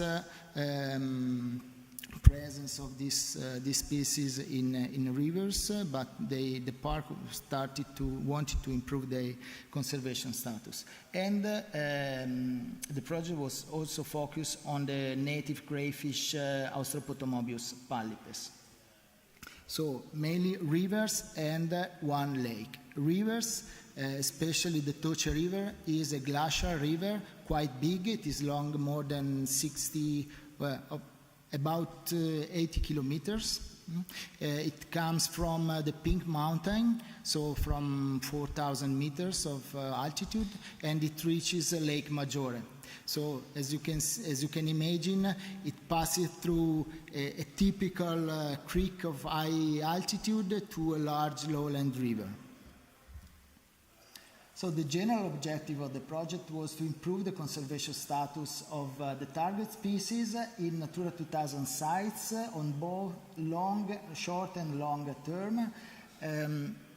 You can imagine that the system is very, very complex. So Natura 2000 sites are included in a wider riverine system. So also to improve the conservation status of this species was difficult because in the project area there were many stakeholders, especially anglers and let's say hydropower companies and of course other stakeholders mainly linked to touristic activities. So the starting situation was quite complex. So the specific objective, we decided to move from general to more specific objective, focusing on creation of a new fish hatchery that was dedicated to the production of juvenile fish, especially Salmon marmoratus and Chondrostoma soetta and Rutilus pigus. This hatchery was located in our institute, and a question can arise: why a new hatchery? Because in the territory of Verbano Cusi-Ossola, there were no hatcheries dedicated to the fish conservation. So we would like to move into this kind of activity also for future programs of conservation. Then you can see we focused also on restocking fish produced in the hatchery and also translocated from adjacent sites. We focused also on the creation of new colonies of Austropotomobius pallipes, and this is, the theme of today: reduce the abundance of invasive alien species in the project site, because the system is complex and is highly anthropized. So we experienced in all the Po River basin the interaction of many alien species, many alien fish species. So we found the presence of alien fish species in the project site, and one objective of the project was to reduce the abundance of these alien species. And beside this, we also aim to build 5 new fish passages in the Toce River and in the San Bernardino River, that is the river that connects Lei Maggiore with the Valgrande National Park. Institute 2 new sites of conservation importance, and adopt a conservation plan at provincial scales, and of course try to spread the message about fish conservation, biodiversity conservation, etc. among citizens and especially children of school of the territory. So the project is very, let's say, is very local, but we try to move on different aspects that can, could be of help for the conservation. So let's go to the invasive alien species. Our objective was mostly to reduce the presence of about 80%, especially in one site that is located close to Lake Mergozzo. There is a very important site as a nursery for fish. So we concentrated our activities on this side, that is a canal, more or less it is long about 3 kilometers, and we found the presence of different alien species like the European catfish, Silurus glanis, the Emeurus melas, the black wallhead, pumpkin seed, the Pomis gibbosus, crucian carp, and also we found, but with very, very low number, also the Procambarus clarki and the Orconectes limosus, 2 alien crayfish, and also the roof Gymnocephalus cernua. And also we tried to be active in the control of alien species in the Toce River, especially in the project sites where we were doing the restocking activities. So our objective was to reduce almost 50% of brown trout and rainbow trout in the Toce River sites. So a few words on the techniques we used in the canal. We used trap net. We experimented also at electric fishing, but we found that the trap nets were the most effective in reducing and in capturing the fish, because they were relatively easy to use. It is not necessary to, let's say, to be on the site for a long time. Just you put them into the water and then you retrieve after 2, 3, 4 days, more or less. And we also tested different type of trap nets, and we assessed their efficacy not only in terms of the amount of fish capture, but also in terms of the time needed to use them, to put them into the water, and to manage them, okay? So we used, for instance, one type, it was needed to be used by a boat. So we tried to compare these results, and we've seen that that type, that is as a circular chamber of 60 centimeter of diameter, was the best in terms of number and biomass of alien species taken out from the water, but also in regard to the time that is needed and the number of personnel needed to manage this kind of gear, let's say. And I think could be very important in terms of applicability of the system. If you think, I don't know, parks or other institutions deal with the activity on alien fish species removal, I think that it is very important to say that in that kind of environment, so in a canal was 10, 15 meter wide, so, and the depth was about 1 meter, 1.5 meter. That kind of gear was really, really effective. And in the river, in the large river, we experienced a huge problem with anglers. We tried to, let's say, especially at the beginning of the project, we included them, and they were in between, happy or suspicious a little bit about the project. But we found that it was not possible to convince them that stocking alien trout was not good for our native fish species. So we tried to discuss with them a lot, also building a conservation plan at the beginning, to convince them to modify their strategies, their stocking practices, and so on. But we experienced, I would say, 50% of failure, because we had no support from one hour partner, the province, that was more prone to listen let's say, the claims of the anglers and also the politician there. So if you remember at the beginning, I said that in 2013 and 14, there was a political part in the province, then the political part changing, and the feeling about the environment, protection and conservation changing. And we experienced a lot of problems, and one was related to this. Also, we tried to convince that hydropower company should modify their approach to the environmental compensation. They have agreement with the province, and in the agreement it is written you have to stock 1,000 brown trout in the system to compensate, okay, for your impact on the system. Hydropower electric companies were almost convinced, but still the political part of the province didn't want to make this step.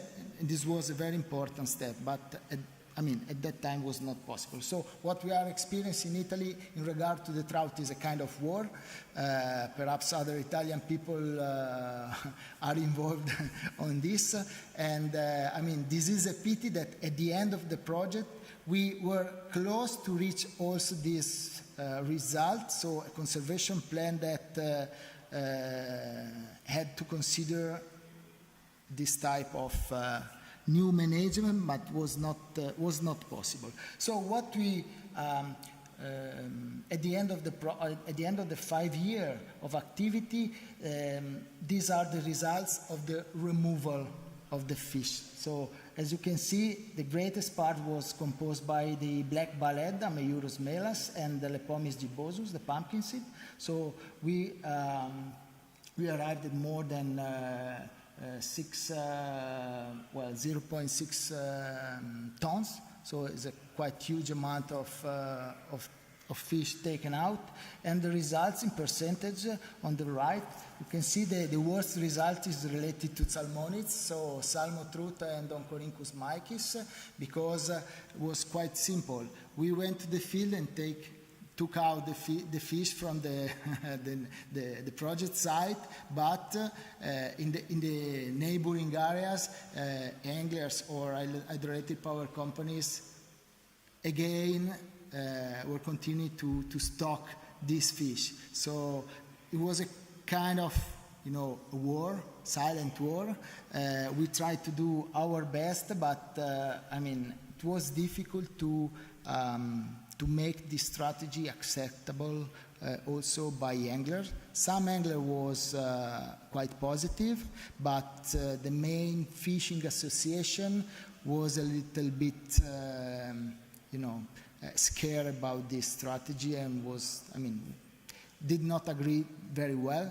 So these are the results. We had good results for the black ballhead and the pumpkin seed, and of course good results with the European catfish. Okay, and my question and the question I leave for you is that how much these results are sustainable on the long term, because the system is highly connected with other the hydrographic network. So the species are already present in the other rivers or lakes. So we included in a post-life plan to continue the eradication activity through these gears. But of course, if the approach to the management of stocking and so on does not change, it is too difficult to maintain an healthy system. So on small scale, we found that more or less the control can be done by using specific and species-specific and environment-specific gears. It is very important, the seasonality. When you have an approach like this, to taking out the fish with gears and so on, we found, but I think it's quite common, changes in the catches depending on the seasonality. We need to, let's say, move in the right season to catch the right fish, okay? And what is quite easy is to make this practice accepted by people if the species you are going to take out are, let's say, bad species, okay? Catfish, because it eats children, European catfish, or other ugly fish, or not well known, but it's more and more difficult for fishes that are in the system for fishing purposes, or was stocked for the first time 200 or 300 years ago. So this is very, very important. But in general, in small sites, it's quite easy to proceed. In large sites, or at large scale, is more difficult if you do not have a very strong, let's say, political support or support from, let's say, administrative institutions or, let's say, political institutions. This was our experience in this project. But we try to compensate, okay, with a lot of, let's say, communication activity. And also we try to produce some scientific papers, because we are also evaluated on this. I know that life is not for science, but we need to produce also this. And we hope that these papers will be also among the basis that will be taken for future management strategies of invasive alien species in Italy. And that's it.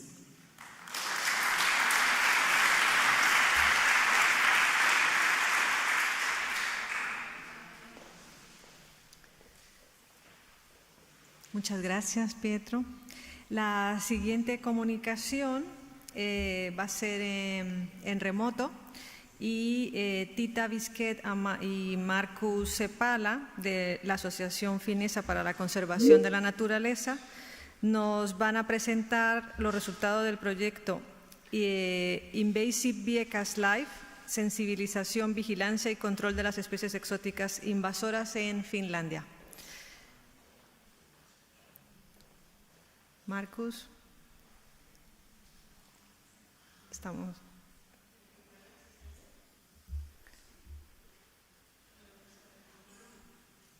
Marcus, can you hear us?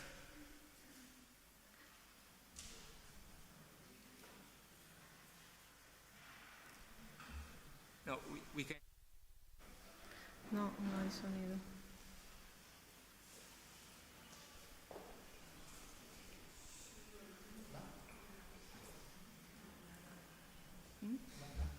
Si antes funcionaba. No, el ordenador.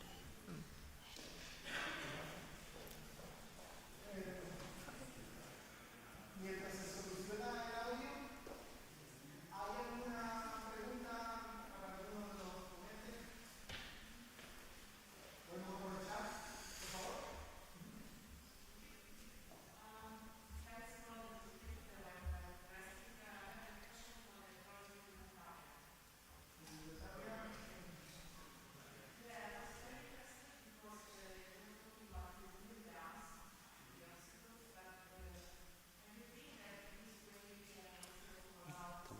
dado a la tarjeta, no entiendo. Podemos intentar cambiarlo muy rápido en el ordenador.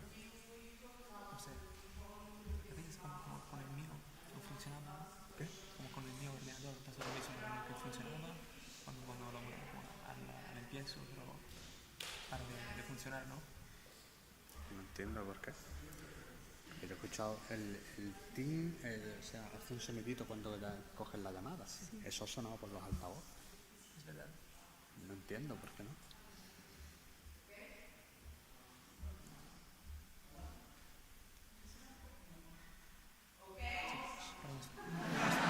Preguntarle algo a él. Sí.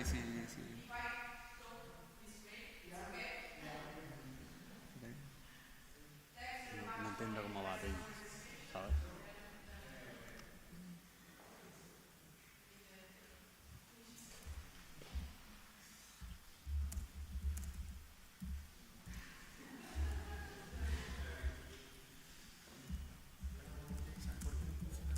Porque no estoy yo sentado aquí. Vale, perfecto.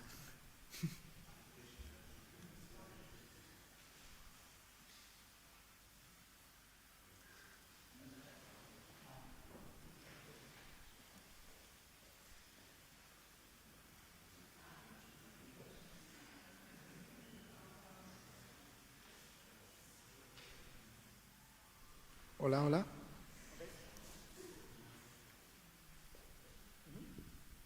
Ahora sí. Ya.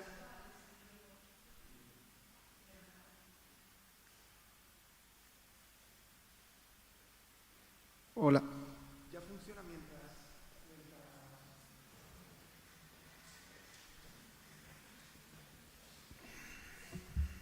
No sé qué hacer, ¿no? Podemos intentar cambiar. ¿Qué? Sí. Cambiar el ordenador, a ver si pasa algo. No problem. Okay, again. Thanks to all the presenters for the very interesting presentation. I was curious about your project because you mentioned the control of invasive alien mammals and removing barriers from the rivers. But removing barriers sometimes can help alien fish to spread further. So I was interested, how is the situation about alien fish in your areas? Because I understand you want to recover the native fish, but also sometimes you have to see if it's possible to remove all the barriers or to maintain some of them to halt the spread of invasive alien fish. Sí. Ese es el nuestro.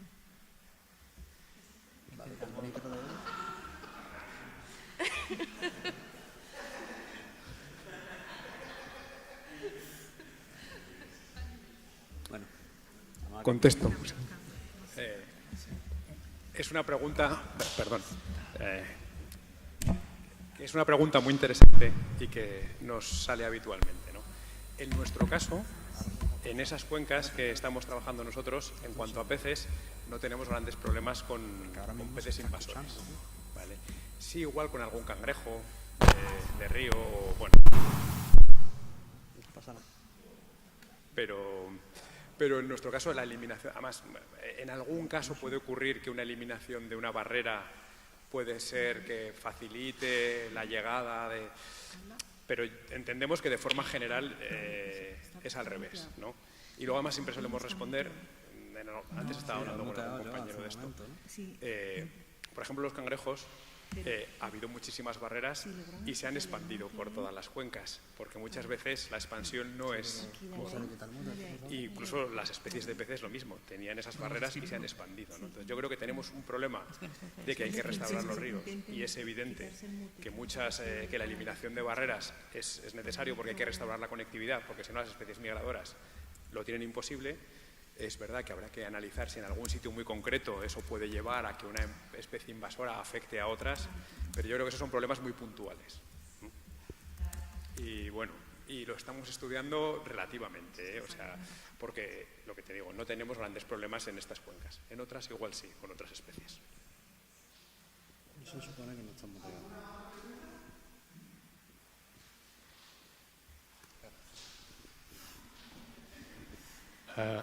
To Pietro, I cannot see him. There. Okay, amazing results, the ones concerning the removal of fish. My question is,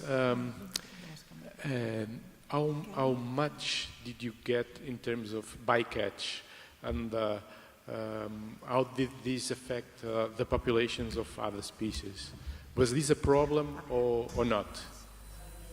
Bycatch, not targeted species.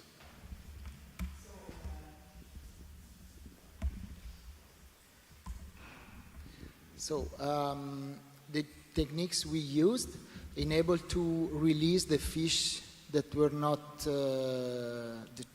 let's say, or native or, let's say, not targeted by the project, but mainly we released all the native species and enable to release them blind. So no problem of, let's say, fish released dead or native fish dead in nature. But the bike, so you were talking about those we caught, okay? Mammals, no mammals.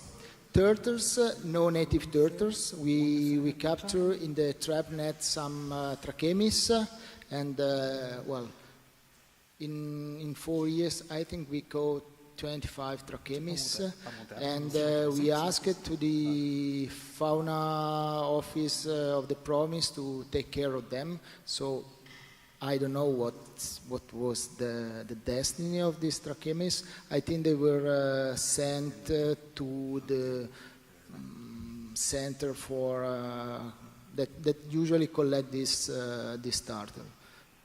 But sincerely, I'm not sure what they did with 20 turtles. Okay.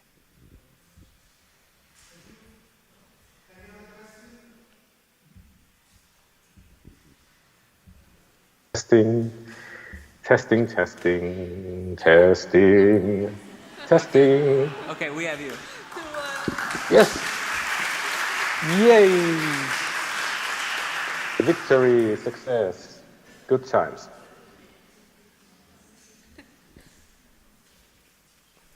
Okay, so should we go on then? Are you ready? Yes. I can't hear you now. So, go time. Okay. All right. Finally, hello. Good afternoon. My name is Markus Seppälä, and I work as an invasive species specialist on a Finnish Life Plus project called Finvasive Life, or as we have a Finnish marketing name for it, Viekas Life. And let me just get started with the presentation. Just a moment.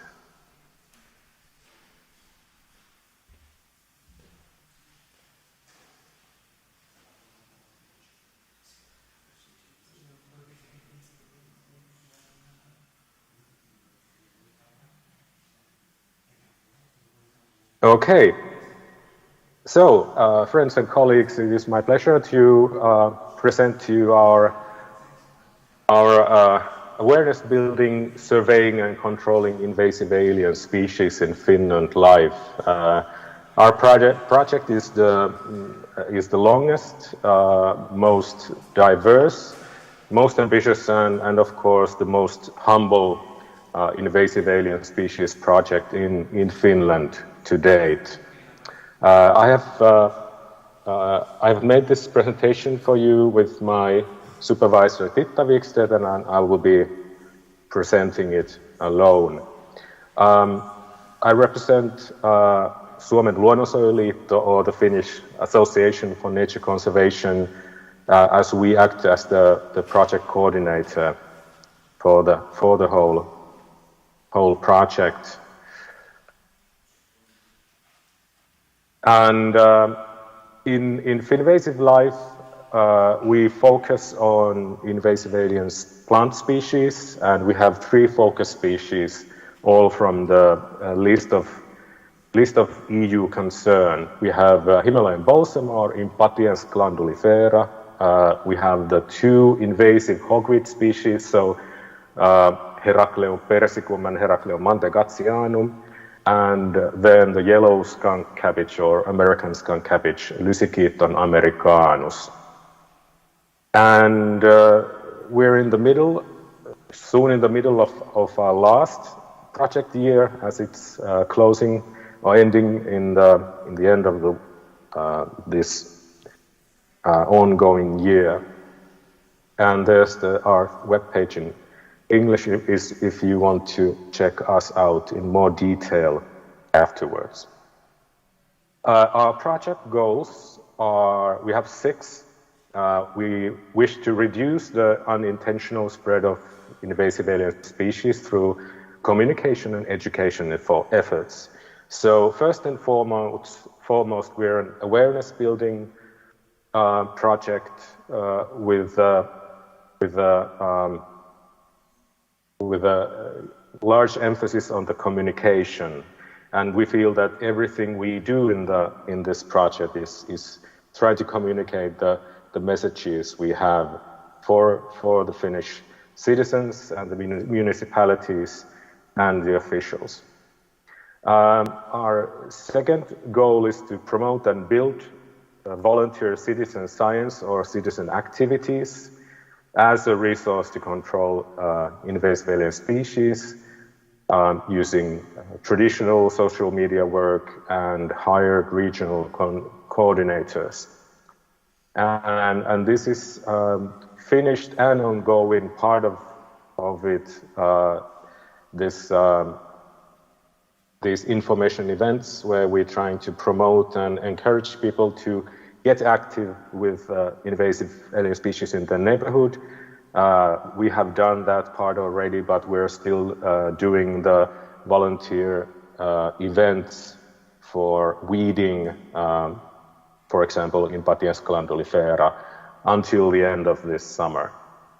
And the third goal is to organize school visits where pupils receive information and impact and share ways for them to participate in IAS work. And this is ongoing as well until the end of this year. Then one of what we feel is one of the most important and long-lasting effects and has staying power after our project will end is to construct for the Finnish municipalities, the cities and towns, an IAS toolbox with a whole large list of separate tips and solutions, cost-effective, to help them manage or start managing invasive species in their area. And then we have research and try to develop environmentally friendly control methods for invasive plant species as an alternative to synthetic herbicides and glyphosate in particular, which was finished in last year. And then as a demonstration and a way to communicate the project outputs and the messages, removing these 3 focus species in different ways in loads of sites in Finland. And this is going to continue until end of this last summer as well. These are some achievements in numbers. So we have a semi-professional 2 van driving teams of 2 control workers for Heracleum species, which has been controlled on about 300 sites from 2019, from our first summer, and yearly about 10 to 16 hectares of area is controlled by various methods. And then we have 50 sites of Patiens glandulifera volunteer work sites, which are controlled in 4 areas, 4 provinces. And then we have about, that is not an accurate, but thereabouts, a 15% these 5 sites of Lysichiton americanus, yellow skunk cabbage, which are controlled by us, the project staff. And then we have a partner city of Jyväskylä, which has demonstrated sheep grazing as a method to control and eradicate Impatiens glandulifera on a set site. And then from another point of view, promoting invasive alien species removal work as a means to offer this rehabilitative work for the long-term unemployed. And that has gone on in the city of Riihimäki on 72 different sites. And we altogether, by the end of last September, we have had about 1,000 participants in our these weeding events, eradication events for Impatiens glandulifera, and then 70 these like information events, educational events with nearly 3,000 participants. And we have seen an increase in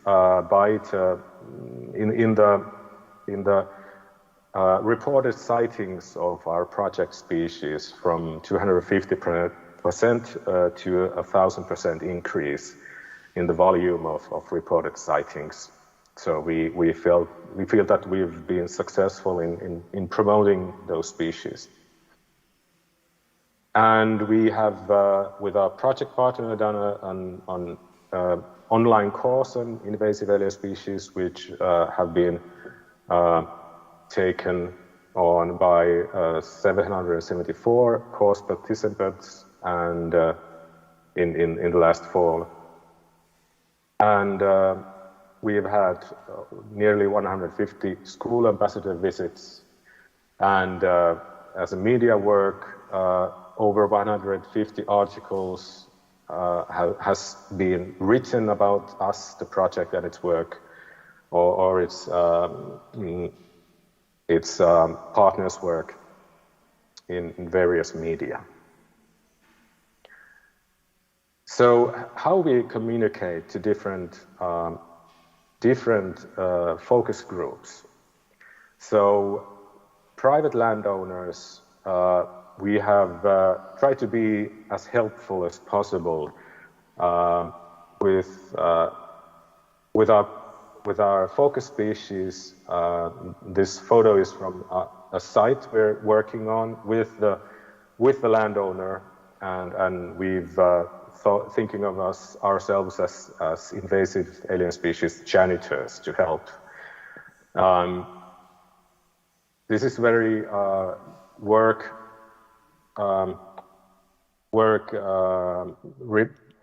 it requires a lot of work, this yellow skunk cabbage, and but it's really few in numbers still in Finland, so we're trying to keep its numbers down and promote to aim to eradicate it and other still few in numbers alien species that are now present in Finland. So we do a first contact and a sales pitch to get the landowner on board with our goal, to make it their goal.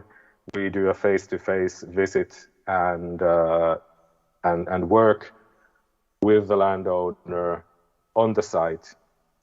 And then after this year, we will do a plan for the landowner to continue the work or where to find volunteer resources to help complete the work of totally eradicating the species from their area. And we try to reach the private landowners through the municipalities as well, by giving them materials to share in their area. And we are, as one of our partners, we have this Home Economics Association, the Martha organization, which has more individual members than us, the Finnish Association for Nature Conservation. So by working together with them and making the materials and designing the educational events together, we can share the message that we wish to convey with invasive alien species faster locally than on a national media level. The general public, we're thinking, we have these basic messages, which one of the first and foremost is identify, report, eradicate, and we hope to repeat it.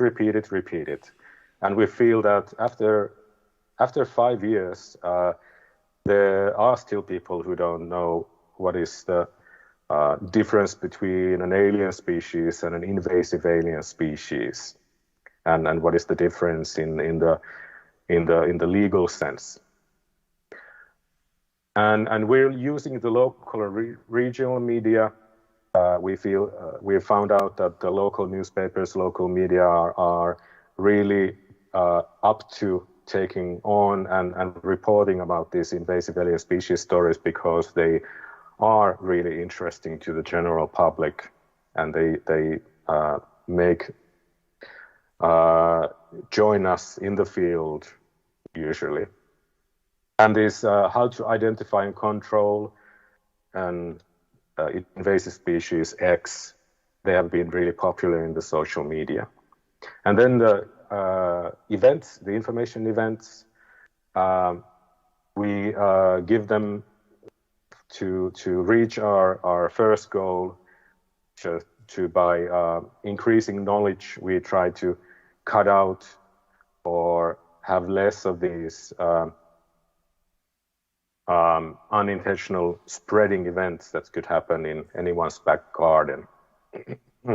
And then to pupils and students, we have the school visits, and we've done the basic course on invasive alien species to future gardening and environmental professionals studying as a second level vocational studies, and we feel that as they are working in a pathway for invasive species spreading, it is really vital to concentrate communication efforts to those people in the front lines, so to speak.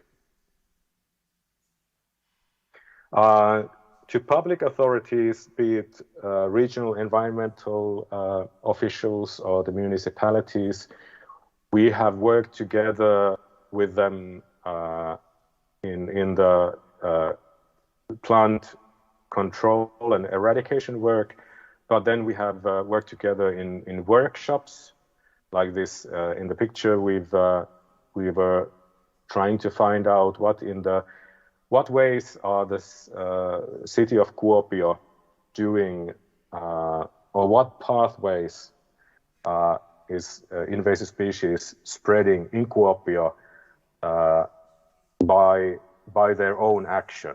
So we tried to find those pathways, and in the second workshop we set out to find as many ways to block those pathways and stop the spreading. And we have done webinars aimed at municipalities and cities with our focus species, the yellow skunk cabbage and the Heracleum, the hogweed species. And then we have these manuals and guidance materials and the toolbox I mentioned earlier. These are our most effective tools to get our message across to municipalities, as they are usually really interested in the concrete and the not in a theoretical way, but what actually to do to get their situation on IAS or the management or the handling of IAS in their area into a better place, better situation. And now on the subject of citizen science, I really thought this through and what I was going to say about this because initially in the late 2018, as we were starting with the project and really getting into the project plan, we realized that we really didn't have any basis to call what we were going to do citizen science, because as I've gathered, citizen science requires a research question and aims and plans to analyze and draw conclusions from the results. We really didn't have that. So what to do? So we decided as a solution to concentrate on promoting citizen action on invasive alien species to these two main focus groups, general citizens and the municipalities. And in a way, we are promoting citizen science as we have built tools for easy, low threshold reporting the invasive alien species sightings. So in a way, we are doing that. We're gathering material for other scientists to use. And then as a part of this one Solo-talkoot campaign that we did during COVID areas, which would allow you to report and do control work on invasive plant species when and where you wish to do it, instead of going to organized weeding event or eradication event for volunteers. So we made a tool using the iNaturalist app to help report the actual eradication work that a private citizen or a group of friends have done in an area of their choosing, and with a disclaimer that if you have the landowner's permission to do it. Lessons learned. We found out that the volunteers in Finland doing invasive alien species work. Yes? Can you hear me? Yes, I can. Okay, one more minute if you can. Okay, yes. We're running out of time. Thank you so much. Yes, thank you. So we found that volunteers are low in numbers, but they're really loyal to doing it. So 94% of people coming into our events have told us that they wish to continue. But it is really expensive and takes a lot of work to encourage people to actually have people come to your event for the first time. And so we think that if you're using hired staff to do the organization of the events and marketing, it's really expensive per one volunteer you get to come. And so use volunteers as a resource for small sites or short-term control work, or just for reporting sightings. And if you need to do longer-term work from, let's say, 2 to 5 years, use semi-professional or professional teams, or cooperate with officials or NGOs with good resources. with IS communication, keep the message simple and repeat, repeat, repeat. Work with municipalities if you can. They are the key actors for IS in the area. And try to we're in a position in Finland that we're trying to get invasive alien species not to be a separate thing to do, but as a part of the normal nature conservation work that the officials or the municipalities are doing.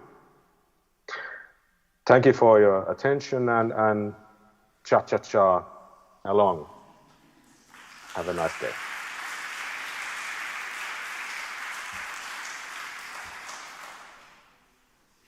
Thank you, Marcus. And is there any questions to Marcus? A quick question.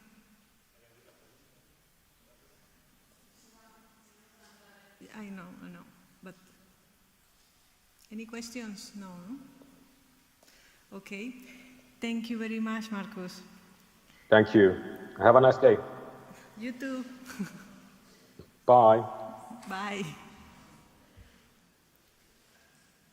Ok, hemos terminado la sesión de la mañana. ¿Perdón?